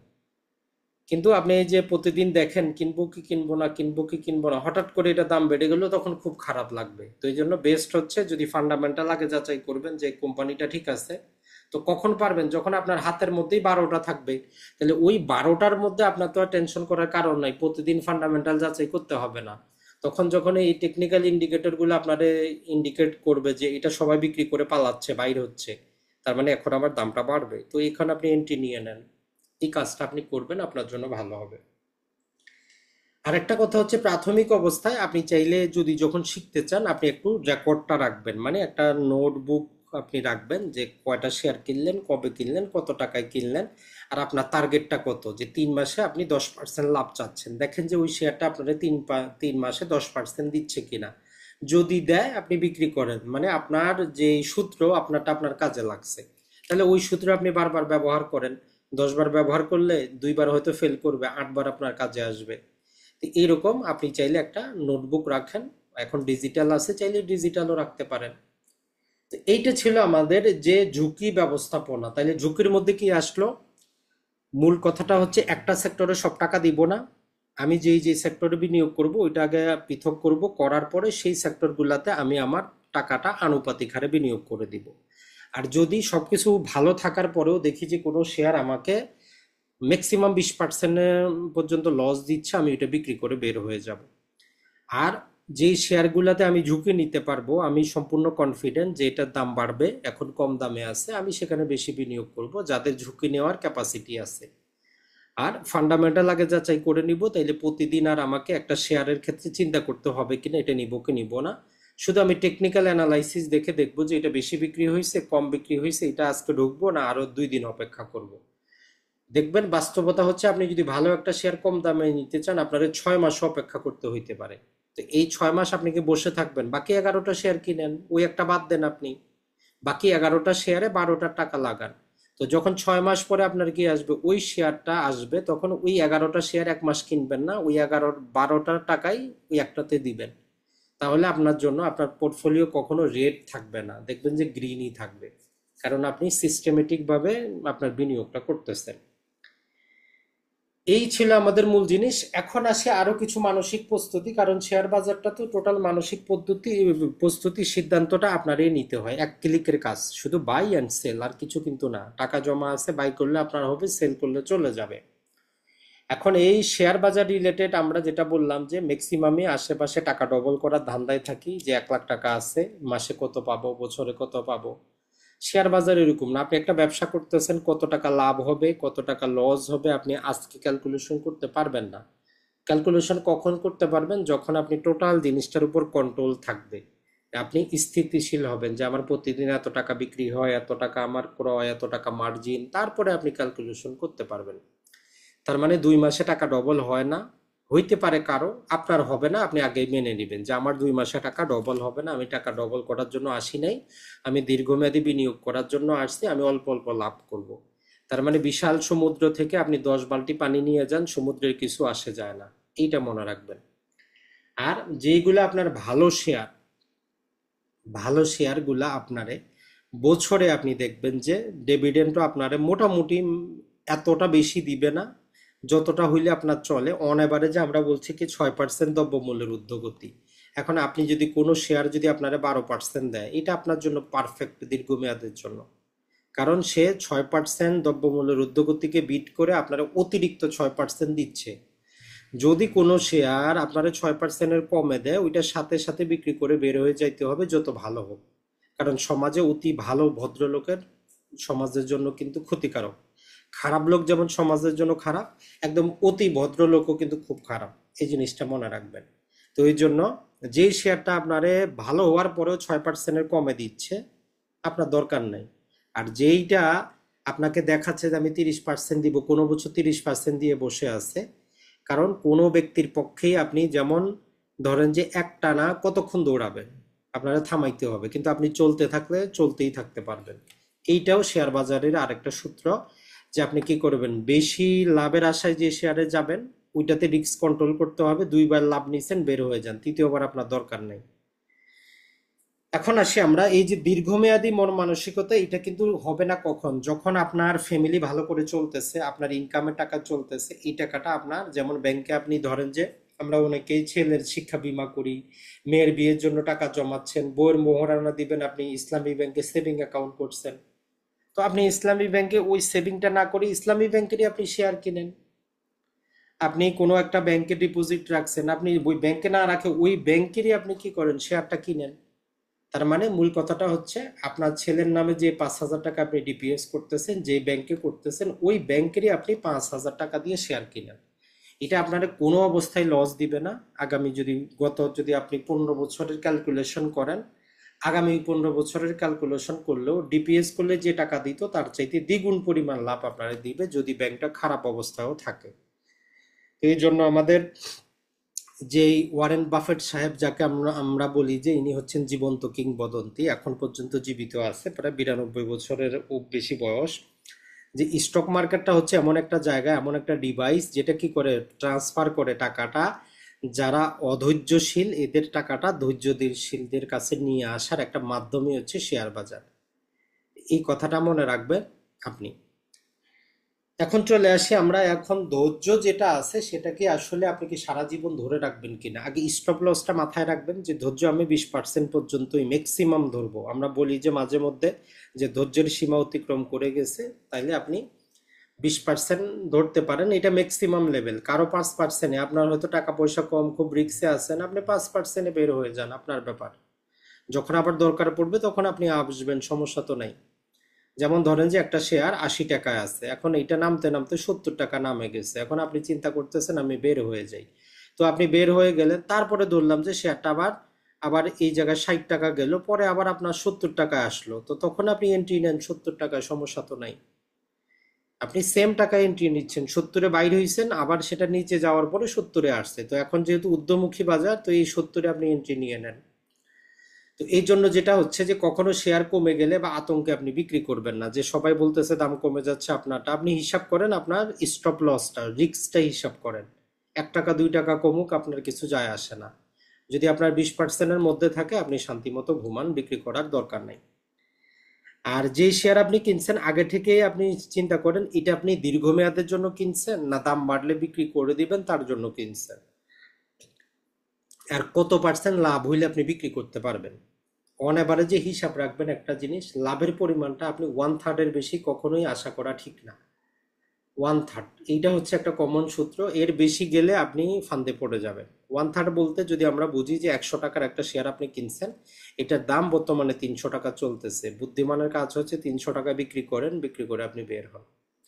আপনি 100% বিক্রি না করলেও অ্যাটলিস্ট তাহলে 50% আপনি বিক্রি করে দেন, বাকি 50% থাক, তাহলে আপনার আর কোনো রিস্ক নাই। যদি বাজার উপরের দিকে যায় আপনার কপাল ভালো, আর নিচের দিকে গেলে আপনি, আপনার অলরেডি আপনি কি করছেন, 50% বিক্রি করছেন, আপনার ওই লসটা হবে না। তো এই জন্য লাভ লসের রেশিও 1/3 অনুযায়ী রাখবেন ম্যাক্সিমাম। আর মিনিমাম যেটা আমরা বললাম 1:2, মানে আপনি 1 টাকা বিনিয়োগ করে অবশ্যই 2 টাকা লাভ করবেন, 1 টাকা বিনিয়োগ করে 1 টাকা লাভ করে আপনি বের হবেন না, আপনি থাকবেন ওইটাতে। তাহলে এই রেশিওটা মনে রাখবেন যে ম্যাক্সিমাম 1:3 আমি লাভ করব, এরপরে শেয়ার যতই বাড়ুক আমি অ্যাটলিস্ট 50% বিক্রি করে দিব, যাতে আমার যে টোটাল যে একটা রিস্ক থাকে ওইটা যাতে চলে যায়। বাকি 50% থাক, দাম বাড়লে তার সাথে আপনি থাকেন। আর আপনি মিনিমাম 1:2, 100 টাকার শেয়ার অ্যাটলিস্ট অন্তত 200 টাকা না হইলে আপনি বের হবেন না, যেহেতু আপনি যাচাই বাছাই করে ভালো জায়গায় ঢুকছেন।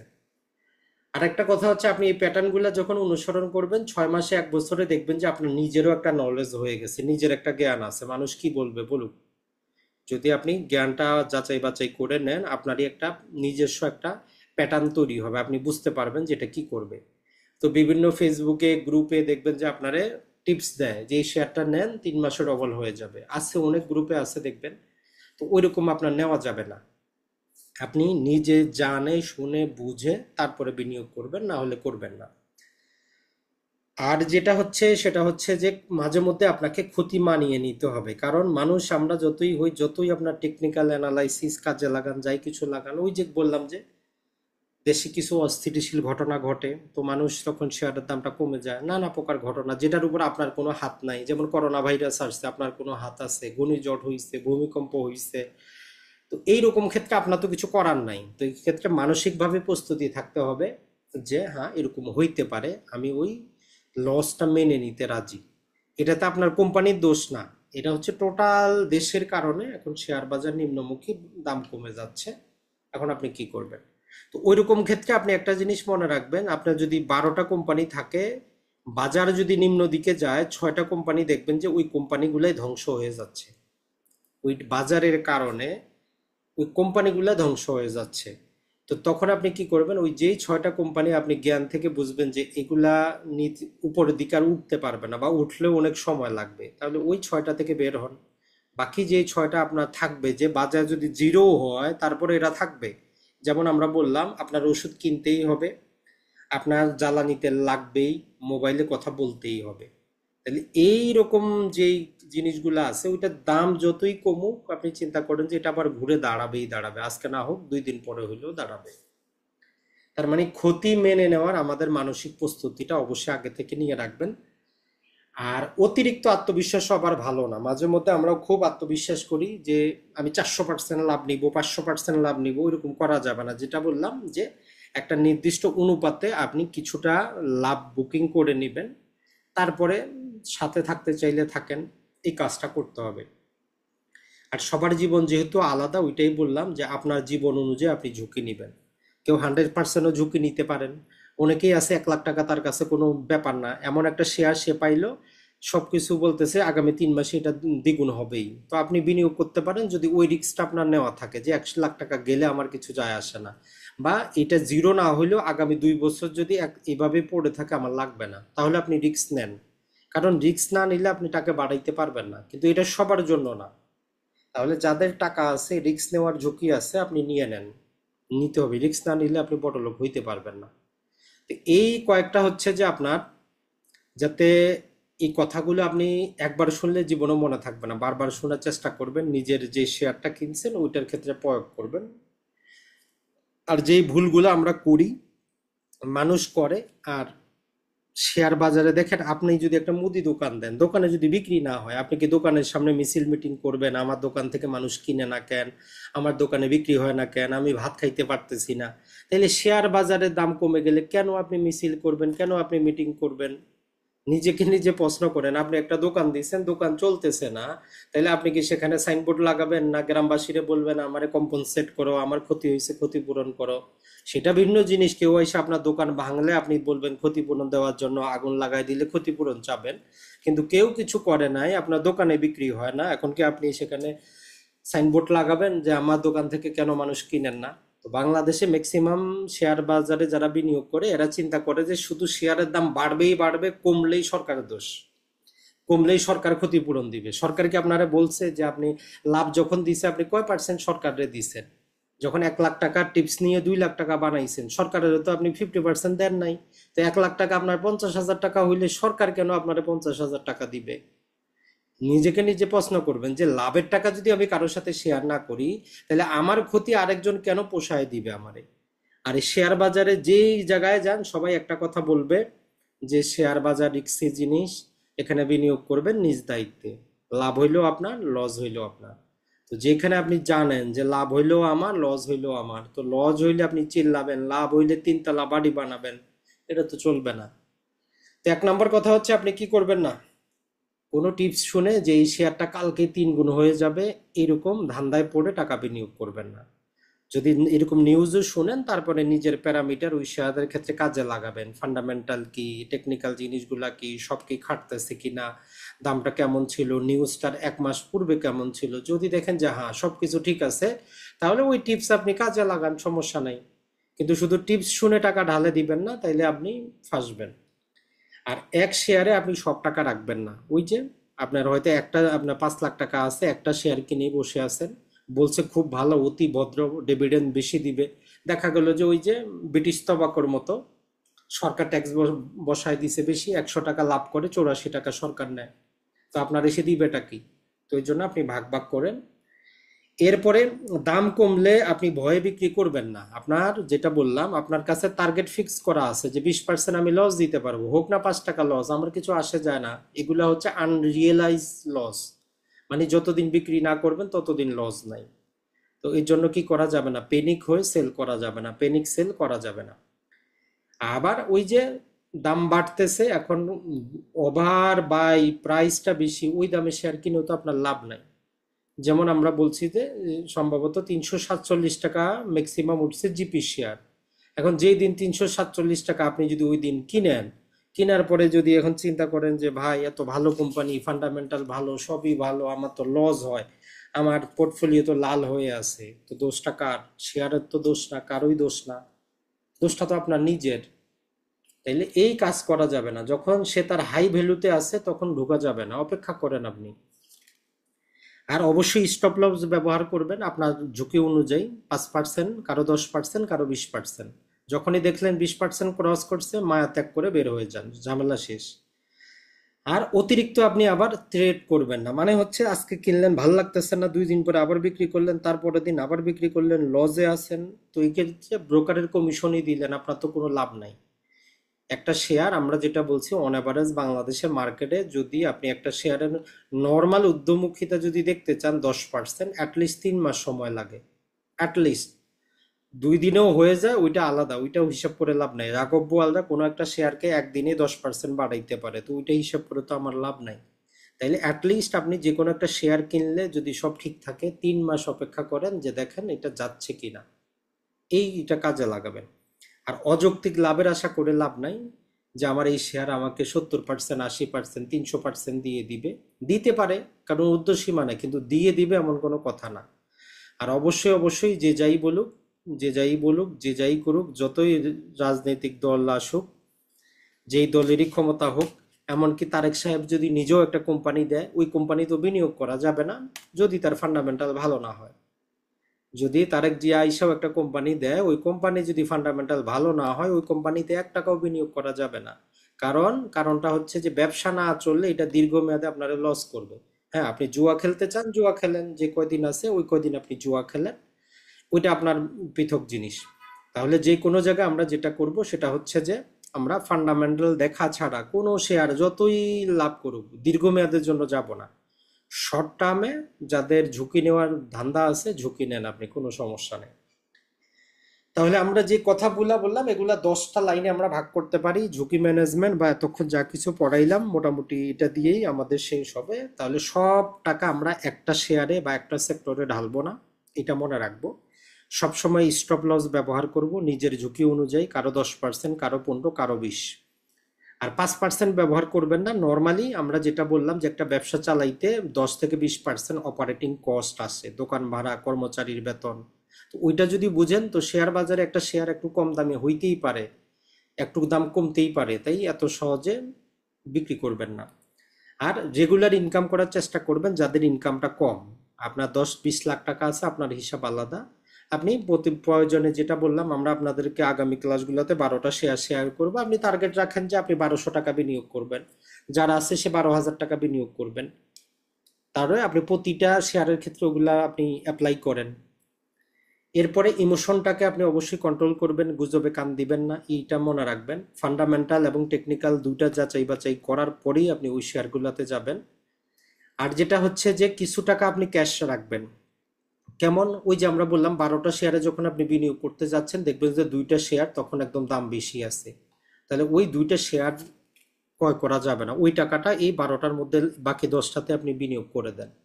যখন এগুলা দেখবেন যে 2 মাস 3 মাস পরে নিচের দিকে আসলো, তখন আপনি ওই জায়গা থেকে, যে 3 মাস আপনি কিনেন নাই, আপনি হিসাব করেন কত টাকা, 3,000 টাকা, তখন 3,000 টাকা আগে এই শেয়ারটা কিনেন, বাকি টাকা দিয়ে ওই শেয়ারে বিনিয়োগ করেন। তার মানে হচ্ছে কিছু টাকা আপনি রিজার্ভ রাখতে হবে। 12,000 টাকা আনছেন, এখন যেভাবেই হোক নিতে হবে এমনও না। আর মার্জিন, যেটা বাংলাদেশে আন্দোলন সংগ্রাম চলতেছে, মার্জিন নিয়ে আপনি বিনিয়োগ করবেন না। মার্জিন হচ্ছে শর্ট টার্ম আপনি ইনভেস্টমেন্ট করতে পারেন, যেমন আইপিও যদি আসে। এখন আপনার ধরেন যে আইপিও আসলো, আপনার চিন্তা হচ্ছে 5 লাখ টাকা আপনার কাছে আছে, আপনি আরো 5 লাখ টাকা নিয়ে 10 লাখ টাকা নিয়ে আপনি আইপিও নেন। আইপিওতে সুবিধাটা কি? প্রথম দিনেই যদি 5 পয়সা করে লাভ পান প্রতি শেয়ারে, আপনি বিক্রি করে দেন, কোনো সমস্যা নেই। আপনি ইন্টারেস্টটা দিবেন 1 মাসের হিসাবে, তার টাকাটাকে দিয়ে দেন। ওভারঅল দেখবেন যে তারপরে আপনার প্রায় 50-20 হাজার টাকা লাভ থাকবে। তাইলে দীর্ঘমেয়াদে বিনিয়োগের জন্য কোনো মার্জিন বা লেভারেজ বা লোন ব্যবহার করা যাবে না। লোনগুলা যারাই ব্যবহার করে শর্ট টার্মের জন্য, ম্যাক্সিমাম 7 দিন, ম্যাক্সিমাম 1 মাস, এটা হচ্ছে মূল জিনিস।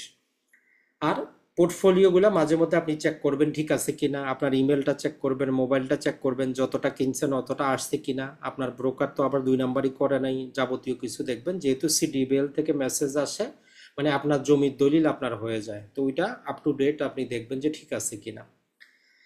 আর যেটা হচ্ছে যে আপনি প্রয়োজনে ওই যে 1 মাস বা 3 মাস পর পর একটু চিন্তা করবেন যে কোন শেয়ারটার কি অবস্থাটা হচ্ছে, কোন শেয়ারটা আপনার জন্য মনে হচ্ছে যে এটা ভালো হবে, এটাই আমি বেশি ক্রয় করব, ওইটা আপনি নিজেরটা নিজে করবেন। আর সব সময় একটা এক্সিট প্ল্যান রাখবেন, যে এই শেয়ার থেকে এই পর্যন্ত গেলে আমি বের হয়ে যাব। কারণ আমরা যেটা দেখাইলাম যে প্রতিটা শেয়ার সর্বোচ্চ পর্যায়ে যায় আবার নামে, আবার যায় আবার নামে। তো আপনার বেস্ট যদি লাভ করতে চান, যখন সর্বোচ্চ পর্যায়ে গেল ওইটা বের হয়ে যান, টাকাটা বিক্রি করে বের হয়ে অন্য যে শেয়ারটা নিম্নমুখী আছে ওইটাতে আপনি ক্রয় করেন। আবার এইটা যখন উপরে যাবে, এটা আপনি এখান থেকে বের হয়ে যান, বের হয়ে অন্য আরেকটা শেয়ার আপনার ওই 12টার মধ্যেই যেটা নিম্নমুখী আছে ওইটাতে ক্রয় করেন। তাহলে অন অ্যাভারেজ 10% পাইলে এটার জন্য আরো 5% আপনার বেশি লাভ হবে। এটা অবশ্যই একটু সময় দিবেন, তবেই সম্ভব, না হলে কিন্তু সম্ভব না। আর সব সময় অবশ্যই যেটা বললাম, আপনি কোয়ালিটি সম্পন্ন ভিডিও দেখবেন, যে কোনো ব্যক্তি দেখতে পারেন। আরো যদি ধরেন যে কোথাও ভালো কোনো জায়গায় আপনার কোর্সিং করার সামর্থ্য হয়, দেখেন 1-2 হাজার 5,000 ম্যাক্সিমাম বাংলাদেশে যতটুকু দেখছি যে 20,000 টাকা পর্যন্ত আপনার কাছ থেকে নিয়ে টেকনিক্যাল কোর্স করাচ্ছে। তো ওইটা আপনার জন্য করে লাভ নাই। ওইটা কারা করবেন? যাদের 50 লাখ 1 কোটি টাকা আছে, আপনি লাভ করতে চান তার জন্য। আপনার আছেই 3, 4, 5, 10 লাখ টাকা, এটার জন্য আপনি 20,000 টাকার একটা কোর্স করে আপনার লাভ নাই, কারণ আপনার একটা অ্যাক্টিভ ব্যবসা আছে বা পেশা আছে, দরকার নাই আপনার। তার চাইতে ভালো আপনি নিয়মিত যদি কোনো ছোটোখাটো কোর্স পান, সেগুলোতে আপনি একটু অংশগ্রহণ করেন, দেখেন তারা কি বলতে চায়, নিজের একটু জ্ঞানটা অর্জন করেন, নিজের সাথে একটু মিলান। এখন সর্বশেষ চলে আসি যে আমরা আজকে জাস্ট কিছু শেয়ারের নাম বলতেছি, এটা আপনি কিনবেন এমন না, এই শেয়ারগুলো আপনি একটু যাচাই করবেন নিজের জন্য। আগামী ক্লাসে আমরা 12টা এখান থেকে সিলেক্ট করব, কেন করব সেটাও আপনাদেরকে বললো। আর আপনার দায়িত্ব হচ্ছে এই শেয়ারগুলো আপনি ওই যে টেকনিক্যাল নলেজ আপনার কাছে যেটা হয়েছে, ফান্ডামেন্টাল দেখবেন, টেকনিক্যাল দেখবেন, দেখার পরে আমরা আপনাদেরকে রিকোয়েস্ট করব যে সবাই 30টা করে শেয়ার সিলেক্ট করবেন, করে আপনারা গ্রুপে নাম দিবেন। যে যার মতো করবেন, কারো কথা মতো না। ওইটা আপনি কেন করতেছেন? যে ফান্ডামেন্টাল ভালো, টেকনিক্যালিও ভালো। এইখান থেকে টোটাল 30টা শেয়ার আপনার মতো করে আপনি সিলেক্ট করবেন, করে আপনারা অবশ্যই জানাবেন। কারণ তাহলে যেটা হবে যে আপনাদের যে ভুল ভ্রান্তি আছে ওটাও চোখে পড়বে। যেহেতু এখানে প্রায় মোটামুটি 70 জনের মতো আছে, তো 70 জনের মন মানসিকতা আমরা বুঝতে পারবো। তখন আমরা ওই ক্লাসটাতে বলবো যে এইটাতে আপনি কেন যাবেন না। আর এইভাবে যদি আমি শুধু বলে দিই এটাতে এটাতে যান, বাকিগুলার ব্যাপারে তো আপনি বুঝতে পারলেন না। আর একটা ক্লাসে তো আমার পক্ষে 70টা 50টা বিশ্লেষণ করাও সম্ভব না। তো ওই জন্য আপনারা দিবেন। তো এখানে দেখেন যে বাংলাদেশে একটা সেক্টর হচ্ছে ফুয়েল এবং পাওয়ার সেক্টর। তো এটার মধ্যে মনোপলি ব্যবসা হচ্ছে সরকারি 3টা কোম্পানিরই, যে আমাদের পদ্মা অয়েল, যমুনা অয়েল, মেঘনা অয়েল। এখন এই 3টার ব্যাপারে আপনি নিজে যতটুকু পারেন একটু খোঁজ খবর নিবেন। তো নর্মালি হচ্ছে যে এরা ডিভিডেন্ড নির্ভর। এরা যখন কম দামে থাকে তখন যদি আপনি ঢুকতে পারেন, তাহলে ভালো পরিমাণ আপনি একটা ডিভিডেন্ড পান। মোটামুটি বাৎসরিক হিসাবে প্রায় দেখা যায় যে 12 থেকে 17% পর্যন্ত আসতে পারে। কিন্তু বেশি দামে কিনলে তখন দেখা যায় যে 6 থেকে 7% আসে। তাহলে এই কোম্পানিগুলোতে বিনিয়োগ করার জন্য আপনার উপযুক্ত সময় অপেক্ষা করতে হবে, সবসময় কেনা যাবে না। তো তাহলে আপনি ডিভিডেন্ডটা ভালো পাবেন, মানে 1 লাখ টাকায় আপনি 12,000, 13,000, 14,000ও পাইতে পারেন। এই হচ্ছে অয়েল সেক্টর। তো এখন আপনি জাস্ট একটু খোঁজ নেবেন যে পদ্মা অয়েলটা কোন দিকের আছে, যমুনাটা কোন দিকের, মেঘনাটা কোন দিকের। এর বাইরে আরেকটা হচ্ছে যে আমাদের এমজিএল বাংলাদেশ, যারা লুব্রিক্যান্ট উৎপাদন করে এবং আমদানিও করে। তো এটাও আপনি একটু দেখবেন আপনার মতো করে। আজকে আমরা বিশ্লেষণ করতেছি না, জাস্ট আপনাকে নামটা বললাম, আপনি একটু দেখার চেষ্টা করবেন যে কি আছে। এরপরে আরেকটা হচ্ছে United power generation and distribution, এটাও একটু আপনি দেখার চেষ্টা করবেন। আরেকটা হচ্ছে আমাদের যে ডেস্কো, ঢাকা ইলেকট্রিসিটি সাপ্লাই সম্ভবত। এই কয়টা পাওয়ার সেক্টরের আপনি দেখবেন। তো এইখান থেকে মোটামুটি আমরা হয়তো একটা বা দুইটা নিব, ম্যাক্সিমাম হয়তো দুইটা নিব, এর বেশি কিন্তু নিব না। কিন্তু আপনি জানা থাকলো, কারণ যখন আপনি তো আর সবসময় কোর্সে আসবেন না, 6 মাস পরে যদি দেখেন যে আপনি যেটা নিছেন ওইটার মধ্যে প্যারামিটার কাজ করতেছে না, তাইলে আপনি বাকি যে কয়টা আছে ওইটা দেখেন, ওইটাতে আপনি এন্ট্রি নিয়ে নেবেন। তো এই জন্যই আমরা দিয়েছি যে আপনি একটু নিজের মতো করে ওই চার্টের মধ্যে গিয়ে দেখবেন। এরপরে ব্যাংকিং সেক্টরে যদি আমরা দেখি, তো এখানে যে ব্যাংকগুলো দেওয়া আছে এই ব্যাংকগুলাই আসলে যদি আমরা বলি দীর্ঘমেয়াদে তারা ভালো করতেছে, দীর্ঘমেয়াদে, 1 দিন 2 দিনে না। তো এটার মধ্যে যদি আমরা দেখি যে সিটি ব্যাংকটা ভালো করতেছে, তো এটা ভালো করার পিছনে এর মূল যে কারণটা, কি ওয়ার্ডটা হচ্ছে যে এটা আসলে, এটা হচ্ছে যে সবসময় যত নতুন প্রযুক্তি আসে, নতুন সিস্টেম আছে, এরা আপ টু ডেট থাকে, সেটা যেই ক্ষেতেই হোক। তাহলে এটা হচ্ছে একটা প্রযুক্তি নির্ভর আধুনিক ব্যাংক। আর এইটার যেটা আমরা বলবো ইপিএস বলেন, ডিভিডেন্ড বলেন, মোটামুটি অ্যাভারেজে ভালো।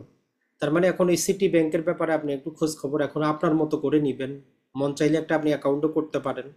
আর এটা বাস্তবে অ্যাকাউন্ট, শেয়ার বাজারে বিনিয়োগ না করলেও ব্যাংকিং লেনদেনের জন্য আপনার জন্য সিকিউর। তাহলে একটা আপনার সিটি ব্যাংক হইল। 2 নম্বর হচ্ছে ট্রাস্ট ব্যাংক, এটাকে বলতে পারেন যে অক্ষয় কোম্পানি। যেমন নোকিয়া মোবাইলগুলো ছিল, হাত থেকে 10 বার ফালাইয়া দেন তাও ভাঙতো না। এটা আপনারে বেশি ডিভিডেন্ড তো দেয় না, আবার বঞ্চিতও করে না। এটা একদম আপনারে মানে নির্দিষ্ট শেয়ার বাজারে যেভাবে চলা দরকার ওইভাবেই চলে। তাহলে আপনি এই ট্রাস্ট ব্যাংকটার ব্যাপারেও একটু খোঁজ খবর নিতে পারেন। ম্যাক্সিমাম যদি আমরা বলি ম্যানেজমেন্টের সেনা নিয়ন্ত্রিত। তো এর জন্য এর আসলে ডিভিডেন্ড বলেন, ইপিএস বলেন, সবই হচ্ছে ওই যে নিয়ন্ত্রিত। তো আপনার পোর্টফোলিওতে এরকম একটা দুইটা থাকা দরকার, যেটা আপনার বেশি লাভও দিবে না, লসও করাবে না, অন্তত ব্যালেন্সটা বজায় রাখবে। এরপরে চলে আসি আমরা প্রাইম ব্যাংকটা। তো এটার ব্যাপারেও একটু আপনি কি করবেন, খোঁজ খবর নেওয়ার চেষ্টা করবেন, আর বাস্তবে লেনদেন করার জন্যও ভালো। এরপরে মিউচুয়াল ট্রাস্ট, এটাও আপনার জন্য ভালো। ব্যাংক এশিয়া আপনি দেখতে পারেন, ঢাকা ব্যাংকটাও আপনার জন্য ঠিক আছে। যমুনা ব্যাংকটা, এটাও যদি আমরা বলি, এটা ধীরে ধীরে গ্রো করতেছে। এটা হচ্ছে আপনার একটা ঊর্ধ্বমুখী জিনিস, এটা ধীরে ধীরে উপরের দিকে যাচ্ছে, ডিভিডেন্ড আপনাকে মিনিমাম দেয়, কিন্তু কোম্পানিটা গ্রো করতেছে। পূর্বালী ব্যাংক, এটাও আপনার জন্য ভালো বাস্তবে আপনার ব্যাংকিং লেনদেনের জন্য, শেয়ারে আপনি বিনিয়োগ করেন বা না করেন। এখন আপনি চিন্তা করবেন যে ভাই ব্যাংকিং ব্যবস্থা তো সুদ আছে, আমি ইসলামিক ব্যবস্থায় যাইতে চাই। তো ইসলামিক বর্তমানে যে তিনটা আছে, ইসলামিক ব্যাংক, শাহজালাল, আল আরাফা, বাকিগুলো তো একসাথে হয়ে যাচ্ছে। আরেকটা সম্ভবত স্ট্যান্ডার্ড কি ছিল। তো এটার মধ্যে ইসলামিক ব্যাংকের ক্ষেত্রে আপাতত বিনিয়োগ করা আপনার জন্য নিরাপদ না। কারণ তাদের যে মূলধনটা প্রবাসীরা টাকা পাঠায়, ওই বৈদেশিক মুদ্রা রিজার্ভটাই বাড়তেছে। ও এখনো তাদের মূলধনে ঘাটতি, আরো 1 বছর লাগবে যদি ভালো ম্যানেজমেন্ট আরো 1 বছর চালায়, তারপরে গিয়ে আপনি ওই শেয়ারে এন্ট্রি নিতে পারবেন। তার মানে আগামী 1 বছর ইসলামিক ব্যাংকের সাথে আপনার যতই আদর থাকুক, প্রীতি থাকুক, লাভ নাই। ওইটার 1 বছর লাগবে এই ভালো ম্যানেজমেন্ট এটাকে রিপেয়ার করতে। তো আপনার তো দরকার নেই 1 বছর ওইটার সাথে নষ্ট করার। তো এই জন্য আপনি এখন মোটামুটি যেটা চলতেছে, যে শাহজালাল ইসলামী ব্যাংক আছে, এইটাতে আপনি বিনিয়োগ করতে পারেন। এটা মোটামুটি আপনার একটা স্থিতিশীল ইসলামিক ব্যবস্থায় মুনাফা দিচ্ছে, গ্রোথ মোটামুটি ভালো। তবে ওই তো যেটা বললাম, শেয়ারটার দাম যখন কম আছে তখন এন্ট্রি করবেন, আজকের বাজারে একটু ওভার প্রাইস দেওয়া আছে। এরপরে আরেকটা হচ্ছে এনসিসি ব্যাংক। এই ব্যাংকটাও যদি আমরা বলি, মোটামুটি ফেসবুকের কাছাকাছি তার শেয়ারের দাম চলতেছে। আর অন অ্যাভারেজে যতগুলো ব্যাংক বললাম সবগুলোই 30 টাকার মধ্যেই আছে। যতগুলো ব্যাংকের শেয়ারের কথা বললাম অন অ্যাভারেজে 30 টাকার মধ্যেই সবগুলো শেয়ারের দাম কিন্তু। তাহলে এনসিসি ব্যাংকটাও আপনি দেখতে পারেন, মোটামুটি ভালো। আর একটা হচ্ছে উত্তরা ব্যাংক। এই যে ব্যাংকগুলো বললাম, আপনি যদি শেয়ার বাজারে বিনিয়োগ নাও করেন, আপনি যদি নর্মাল একটা সাজেশন নিতে চান যে আমি কোন ব্যাংকে অ্যাকাউন্ট করব, এই চোখ বন্ধ করে যে কোনো একটাতে করতে পারেন। Saving account, current account, FD আপনি করতে পারেন, সমস্যা নাই। আর ব্যাংকিং লেনদেনে কখনো একটা ব্যাংকের উপর নির্ভর করবেন না, অ্যাটলিস্ট 2টা বা 3টা ব্যাংক ব্যবহার করবেন। এটা আপনাদের প্রতি রিকোয়েস্ট থাকবে। কারণ বাংলাদেশে প্রতিটা ব্যাংকেরই যেটা হয়, নানা প্রকার টেকনিক্যাল সমস্যা থাকে, লেনদেন বন্ধ থাকে, সফটওয়্যার আপগ্রেড করার নামে 1 সপ্তাহ বন্ধ থাকে। তো আপনি যদি একজন শেয়ার বাজারে বিনিয়োগমুখী হন, আপনার কালকেই কিনতে হবে, আপনি দেখতেছেন প্যারামিটার নিচের দিকে, টাকা ট্রান্সফার করতে পারতেছেন না, তো ওই শেয়ার তো ওই ব্যাংক তো আপনার দরকার নাই। তাহলে 2 থেকে 3টা ব্যাংকে লেনদেন করবেন। আর এখানে যেগুলা বললাম এগুলা গত 10 বছরের পরীক্ষিত ব্যাংক, আজকের শুধু না, গত 10 বছরের পরীক্ষিত ব্যাংক, এটা মনে রাখবেন। তো এই জন্য এগুলা আপনারে এমন কিছু করবে না যে একদিনে আপনারে টাকা ডবল করে দিবে না। এই ব্যাংকগুলা যেটা বললাম, এগুলার কোনো শেয়ার আপনারে টাকা ডবল করে দিবে না 1 বছরে 2 বছরে, এটাও আগে মাথায় রাখবেন। কিন্তু ওই বিনিয়োগ যেটাকে বলে যে ধীরে ধীরে আপনার বাড়বে, এই শেয়ারগুলো আপনার ওই কাজটা করবে। এক কথায় যদি আমরা বলি, আপনি যদি চান যে আমার ডিভিডেন্ড কম, আমি চাই কোম্পানিটা গ্রো করুক, তাইলে সিটি আছে, trust, prime, MTB, bank Asia, এইটা শেয়ার আপনি নিতে পারেন, যেখানে ডিভিডেন্ড আপনি কম পাবেন কিন্তু দামটা বাড়বে শেয়ারের। আর যদি আপনি বলেন যে না, আমার দুইটাই দরকার, কিছু শেয়ারেরও দাম বাড়ুক, কিছু ডিভিডেন্ডও পাই, তাহলে ঢাকা ব্যাংক, যমুনা, পূর্বালী, শাহজালাল আপনি বিনিয়োগ করবেন।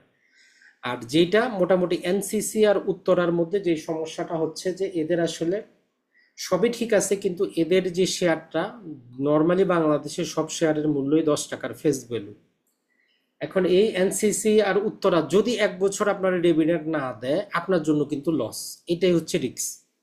টাকা আপনার লস নাই, কিন্তু যদি একবার, যেমন ইসলামিক ব্যাংকে এবার কোনো ডিভিডেন্ড দেয় নাই, শেয়ার হোল্ডাররা ওই জন্য বিক্রি করে তার দামটা কমায় দিছে।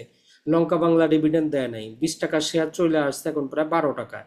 কারণ সবার একটা ক্ষোভ থাকে যে 1 বছর অপেক্ষা করলাম, সে আমার লাভ দিল না।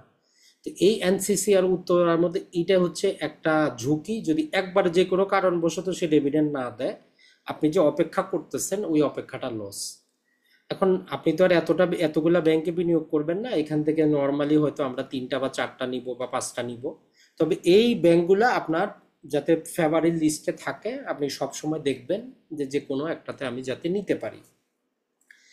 এরপরে ফার্মাসি সেক্টরে যদি আমরা বলি, যদি আপনি দীর্ঘমেয়াদের পরিকল্পনা করেন, বাংলাদেশে এই সেক্টরটাই আছে যেখানে আপনি দীর্ঘমেয়াদের জন্য করতে পারেন, স্থিতিশীল আসবে। তো এটার মধ্যে সবার ওয়ানেই স্কোয়ার ফার্মা আছে। এখন কেন আছে এটা যদি প্রশ্ন করেন, সবাই বলবে যে মোটামুটি ভালো ডিভিডেন্ড দেয়, কিন্তু এদের আগামী 5 বছরের পরিকল্পনা যদি আপনি জানেন তাহলে আপনি বিনিয়োগটা কিন্তু করবেন। তো এটা আমরা আগামী ক্লাসে দেখাবো যে আগামী 5 থেকে 10 বছরে এরা আরো কি কি করতে যাচ্ছে, যে যার কারণে আপনি এই শেয়ারটা কিনবেন। কি এমন আছে, কি এমন করলে তার মুনাফা বৃদ্ধি পাবে, আপনিও কিছু অংশীদারি হবেন। এরপরে যদি আমরা বলি বাকি যে ওষুধ কোম্পানিগুলো আছে, নর্মালি সমস্যা হচ্ছে এটা সবগুলোই ওভার প্রাইস, মানে তার প্রাইসের তুলনায় আয় নাই। টাকা আপনার লস দিবে না, আপনারে দেউলিয়া বানাবে না, কিন্তু প্রতিটাই যে সমস্যাটা আমরা যতটুকু দেখছি সবগুলো ওভার প্রাইস। আর যত টাকা আপনি তারে দিচ্ছেন সেই তুলনায় ইনকাম করে সে আপনারে দিতে পারতেছে না। আপনি 1 লাখ টাকা যদি কেউ বলে আপনারে যে 2% আমি লাভ দিব বছরে, আপনি দিবেন? এই বাকি ভালো, সবকিছুই ভালো, তার ফান্ডামেন্টাল ভালো, সবই ভালো, কিন্তু বাকি প্রতিটা ওষুধ কোম্পানি বলেন, এই যে আপনি রেনাটা বলেন, বেক্সিমকো বলেন, এসিআই বলেন, অরিয়ন ফার্মা বলেন, বিকন ফার্মা বলেন, ইবনে সিনা বলেন, সবগুলারই এটাই সমস্যা। কোম্পানি ভালো, আপনার টাকা লস করবে না, কিন্তু সমস্যা হচ্ছে এটা আপনার টাকা ইনকাম করে দিতে পারতেছে না। তো এই জন্য এখন এইটা আপনি তারপরে গুলো দেখার একটু চেষ্টা করবেন। যদি হয়তো 6 মাস পরে তার সিনারিও চেঞ্জও হইতে পারে, 1 বছর পরে চেঞ্জও হইতে পারে, তখন আপনি বিনিয়োগ করেন, সমস্যা নেই। এর মধ্যে যেটা আর একটু যেটা বুঝবেন, যে মূল পার্থক্য যেটা এসিআই যেটা আছে, এটা শুধু ওষুধ বিক্রি করে না, আরো অনেক কিছু বিক্রি করে। তার মার্কেটটা একটু ওপেন, ওষুধের বাইরেও তার আছে। আর যদি আমরা দেখি সেটা হচ্ছে যে বিকন ফার্মা, তারা ক্যান্সারের ওষুধ বিক্রি করে, এটাই তাদের একটা পৃথক একটা ব্র্যান্ড তৈরি করে। আর ইবনে সিনা যেটা যেটা আমরা বলি যে জামাত শিবির নির্ভর, যেমন ইসলামিক ব্যাংক, ইবনে সিনাটাও ওই রকম। তো এটা জামাত শিবির নির্ভর। তো মোটামুটি এদের সবকিছুই ভালো, কিন্তু টাকা ইনকাম করে দিতে পারতেছে না। তো ওই জন্য বললাম যে বেশি ভালো মানুষ সমাজে ভালো না। এই ইবনে সিনার এই অবস্থা, আপনি তারে টাকা দিতেছেন, সে আপনার ইনকাম করে দিতে পারতেছে না। এখন চলে আসি আমরা কিছু আরো অন্যান্য অটোমোবাইল সেক্টরের। যেমন ধরেন যে রানার অটোমোবাইল আছে। এখন এইগুলার ক্ষেত্রে যে সমস্যাটা হয়, এই শেয়ারগুলোর ব্যাপারে জুয়ার মতো চলে। 3 মাসের জন্য বিনিয়োগ করেন, টাকা 3 গুণ, 10 গুণ, 20 গুণও হইতে পারে, দীর্ঘমেয়াদের জন্য উপযুক্ত না। কিন্তু স্বল্প মেয়াদে আপনার 5 লাখ টাকা দিয়ে আপনি নামলেন, চিন্তা করলেন 3 মাসে একটু একটু ইনকাম করবেন, তাইলে এই সেক্টরগুলো আপনার জন্য। তবে দীর্ঘমেয়াদে আপনার কিছু দিবে না, লস করাবে। এটার পরেও ইফাত অটো, এটাও একই অবস্থা। 3 মাসে 4 মাসে আপনার টাকাটা 10 গুণ, 15 গুণ করতে পারে, কিন্তু দীর্ঘমেয়াদে আপনার লস দিবে। এরপরে কনস্ট্রাকশন খাতে মীর আক্তার হোসেন আছে যেটা, তো এটার ক্ষেত্রে আপাতত বিনিয়োগ করাটা লস। যতদিন পর্যন্ত সরকার না আসবে, নতুন কোনো বাজেট না আসবে, নতুন কোনো যে সেক্টরে নির্মাণ শুরু না হবে, এটা আপনার তেমন কিছু দিবে না, ইনকামটা মাইনাস মাইনাস। এরপরে আসি ওয়ালটন। তো ওয়ালটনের সমস্যা হচ্ছে এই বেচারা যে জিনিসটা সেটা হচ্ছে গ্রো করছে বেশি, শেয়ারের দাম বাড়ায় ফেলাইছে অনেক, বর্তমানে অনেক কমে গেছে। এখন এই ওয়ালটনের ক্ষেত্রে যেটা হয়, এটা বাংলাদেশে তাদের নিজস্ব কোম্পানি আছে, বাংলাদেশ থেকে দেশের বাইরে তারা বিভিন্ন প্রকার এসিড ইউনিট বিভিন্ন কিছু বিভিন্ন দেশে রপ্তানি করতেছে, দেশের বাইরে তারা ফ্যাক্টরি খুলতেছে। তবে এইটার যেটা হয়, এটা দীর্ঘমেয়াদের জন্য এখনো ঝুঁকিপূর্ণ। মানে আমি যে বলবো আগামী 15 বছর এটা আপনি বিনিয়োগ করেন, এটা সম্ভব না। তো এই জন্য এটার ক্ষেত্রে আপনি যেটা করতে পারেন, যখন দামটা কমে থাকতেছে আপনি 1 থেকে 2 বছর দেখতে পারেন। যদি আরো স্থিতিশীল হয় তারপরে এইটাতে আপনি দীর্ঘমেয়াদী যাইতে পারেন, এখনো কিন্তু না। এখন আমার কথার সাথে আপনি এগ্রি করতে পারেন, নাও করতে পারেন, আপনার ব্যাপার। আমরা জাস্ট আপনাদেরকে ধারণা দিলাম, বাকি আপনি আরো 10 জনের কাছে শুনে 10টা ইন্ডিকেটর লাগিয়ে আপনি যাচাই করবেন। আমার কথা আপনাকে বিনিয়োগ করতে হবে এমন কোনো কথা না। এরপরে আরেকটা হচ্ছে জিপিএস ইস্পাত। এদের সবই ভালো, কিন্তু সমস্যা হচ্ছে এরা ব্যাংক ঋণের উপর নির্ভরশীল। তো এখন সমস্যা হচ্ছে ব্যাংক ঋণ নেওয়ার পরে যদি আপনি ইনকাম না করতে পারেন, আপনার মূলধন থেকে টাকা দিতে হয়। এই জন্য এই শেয়ারটার দাম নিম্নমুখী। কিন্তু কোম্পানি ভালো, সবই ভালো, সেলও ভালো, সবই ভালো। আর যেটা বাংলাদেশের দুইটা বিখ্যাত রড, সেটা হচ্ছে যে বিএসআরএম স্টিল, আর হচ্ছে যে বিএসআরএম তাদের লিমিটেড। তো দুটাই মোটামুটি আমরা যদি বলি, যেমন স্কোয়ার কোম্পানির মতো আছে, যখন আপনি এগুলো কম দামে মানে একদম সর্বনিম্ন দামে আছে তখন যদি নিয়ে রাখতে পারেন, দীর্ঘমেয়াদে হোল্ড করার মতো। ওষুধ খাতে যেমন আপনি স্কোয়ার কোম্পানি আপনি বিশ্বাস করেন হোল্ড করতে পারবেন, তো আপনি যদি এই যে কনস্ট্রাকশন খাতে বা আমরা বলি যে নির্মাণ খাতের, এই দুটা যে কোনো একটাতে আপনি যাইতে পারেন, কোনো সমস্যা নেই। তবে বাজার যখন নিম্নমুখী আছে, দাম যখন কম, তখন ঢুকতে হবে আপনাকে। এটা একটা সতর্কবাণী। আর বাকি যেগুলো একটু আপনি দেখবেন, এখান থেকে আমরা সবগুলা নিব না। একটা হচ্ছে যে বাংলাদেশ সাবমেরিন কেবল, সরকারি কোম্পানি, অতটা লাভও দেয় না, অতটা লজও আপনারে করায় না, মোটামুটি চলার মতো। গ্রামীণ ফোন এবং রবির মধ্যে গ্রামীণ ফোন যেহেতু অনেক পুরাতন, তার শেয়ারের দামও বেশি, রবিটা হচ্ছে নতুন। তো দুটাই আপনি দীর্ঘমেয়াদে হোল্ড করতে পারেন, তবে এন্ট্রি নিতে হবে নিম্ন, মানে যখন তার দামটা কম আছে তখন এন্ট্রি নিবেন, তাহলে আপনি দীর্ঘমেয়াদে রাখতে পারেন। আর যখন দামটা হাইয়েস্ট পর্যায়ে পৌঁছাবে তখন আপনি বিক্রি করে বের হয়ে যাবেন, বের হয়ে অপেক্ষা করবেন। এখন পর্যন্ত তাদের অবস্থাটা এইরকম। আর বেস্ট হোল্ডিং, পেনিনসুয়েলা, সিপাল, ইউনিক, তো এই যে সেক্টরগুলো, এগুলো বাংলাদেশে কোনো দিন এগুলাতে দীর্ঘমেয়াদী সম্ভব না। বাংলাদেশ ট্যুরিজম নির্ভর দেশ না। বড় বড় 5 স্টার হোটেলে এক্সট্রা কোনো ইনকাম হয় না, যেটা হয় ওইটা ওদের কর্মচারী বেতন সেতন দিয়েই শেষ, শেয়ার হোল্ডারকে দেওয়ার মতো তাদের কাছে টাকা থাকে না। আর যতদিন, যেমন ধরেন যে দুবাই একটা কি ট্যুরিজম নির্ভর দেশ, তো এই কোম্পানিগুলো এই জায়গায় হলে আপনি চোখ বন্ধ করে বিনিয়োগ করতে পারতেন, কিন্তু বাংলাদেশে সম্ভব না। তবে হ্যাঁ, এটার মধ্যে আপনি ওই যে 3 মাস 6 মাসে টাকার 3 গুণ হবে, 10 গুণ হবে, এই ক্ষেত্রে বিনিয়োগ করতে পারেন। তাইলে এই যে ট্যুরিজম নির্ভর হোটেলগুলা, যেমন হোটেল লা মেরিডিয়ান আছে, সিপাল হোটেল আছে, ইউনিক হোটেল আছে, তো এটার ক্ষেত্রে এই হচ্ছে কথা, এগুলো দীর্ঘমেয়াদের জন্য চিন্তাও করবেন না। এটা যখন কম দামে থাকবে নিবেন, 3 মাস পরে দামটা বাড়লো 50%, বিক্রি করে আবার বের হয়ে যান। এই 4টা শেয়ার এরকমই, এর বাইরে এখানে যাওয়ার কোনো কাজ নাই। এখন জুতার ক্ষেত্রে এফএক্স আর বাটার মধ্যে, বার্তাটা টাকা ইনকাম করে দিতে পারতেছে না, তার নামই শুধু, আপনি যে টাকা দিচ্ছেন তার বিপরীতে আপনার ইনকাম করে সে দিতে পারতেছে না। এফএক্স এর ক্ষেত্রে যদি আমরা বলি, এখন আপনি যদি এই সেক্টরে বিনিয়োগ করতে চান তাইলে এফএক্স, আর যদি বলেন যে না ভাই আমার লাভের দরকার, তাইলে এই জুতা সেক্টরে আপনার আসারই দরকার নাই। কিন্তু আপনি যদি চান না আমার এই সেক্টরে একটা দুইটা শেয়ার থাক, তাইলে আপনি এফএক্সটার মধ্যে যাইতে পারেন। বাটাতে আপনাকে ইনকাম দিচ্ছে না, বাটাটা ওই জন্য বাদ। যদি কখনো দেখেন যে প্যারামিটারে এসে ইনকামটা দিচ্ছে, তাহলে আপনি যাবেন। এরপরে ইস্টার্ন হোল্ডিং আর একটা সমরিতা হসপিটাল, এই দুটার মধ্যে যদি আমরা বলি, এই দুটা হচ্ছে যে আপনার জন্য না। কিন্তু আপনি যদি ওই যে যে একটা হসপিটাল আছে ওইখান থেকে আমি কিছু ইনকাম চাই, ওই সেক্টরে যাইতে চাই, তাইলে যাইতে পারেন। তবে দীর্ঘমেয়াদে আপনারা তেমন কিছু দিবে না, মানে নির্ভরযোগ্য না।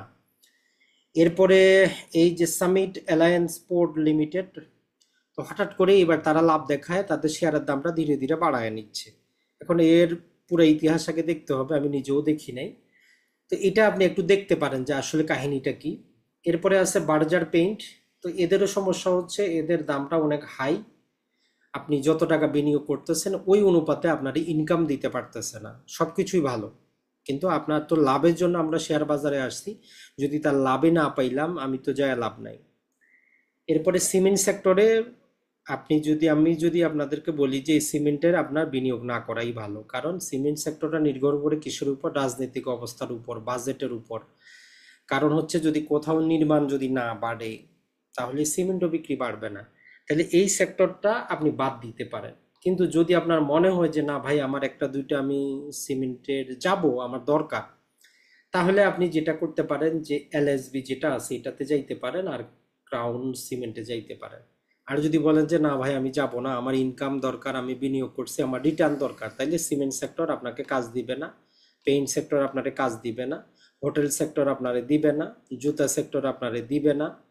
তো এই সেক্টরগুলোতে গিয়ে আপনি তখন বলবেন ভাই আমার ইনকাম হয় না, লাভ তো নাই। তাহলে নির্ভরযোগ্য আমরা পাইলামটা কি, ব্যাংকিং সেক্টরে আপনারা যাইতে হবে, ফার্মা সেক্টরে যাইতে হবে, অয়েল অ্যান্ড ফুয়েলে যাইতে হবে, আর একটা হচ্ছে যে ফুড। এই 4টা থেকে 5টার মধ্যেই যাবেন। আর যে ইন্স্যুরেন্স সেক্টর আছে, ফাইন্যান্সিয়াল সেক্টর আছে বাংলাদেশে, এদের কোনো ভবিষ্যৎ নাই। ওই সেক্টরগুলোতে আপনি যখন 5 লাখ টাকা নিয়ে যাবেন যে 1 মাসে আমি 10% লাভ করব, তখন আপনি ওগুলাতে ঢুকবেন, দীর্ঘমেয়াদের জন্য ওগুলো কোনো কাজের না। আশা করি আজকের এই ভিডিওটা দেখার পর আপনি এই শেয়ারগুলো নিজে নিজে একটু যাচাই করবেন যতটুকু পারেন। তাহলে যেটা হবে যে আমার কথা আপনার বিশ্বাস করার দরকার নাই, আপনি দেখবেন, জানবেন, বুঝবেন, প্রয়োজনে নিজে শেয়ার কিনে নিজে একটু লস দিবেন, কারণ দুনিয়ার মানুষ এরকম, নিজে লস না দিলে বুঝে না। তো আপনি একটু করেন, যাচাই বাছাই করেন। আর দেখি আমরা কালকে সম্ভবত যদি সুযোগ থাকে, 12টার বাংলাদেশ টাইম, 12টার দিকে আমরা ওই লাইভে যাদের ভিউ অ্যাকাউন্ট আছে অথবা আমার নিজেরটা থেকে ক্রয় বিক্রয় এবং আনুষঙ্গিক যে জিনিসগুলো আছে সেগুলো দেখিয়ে দিব। এরপরেও আরো একটা ক্লাস সম্ভবত আছে, টোটাল যেহেতু 5টা ক্লাসের। অসংখ্য ধন্যবাদ। তো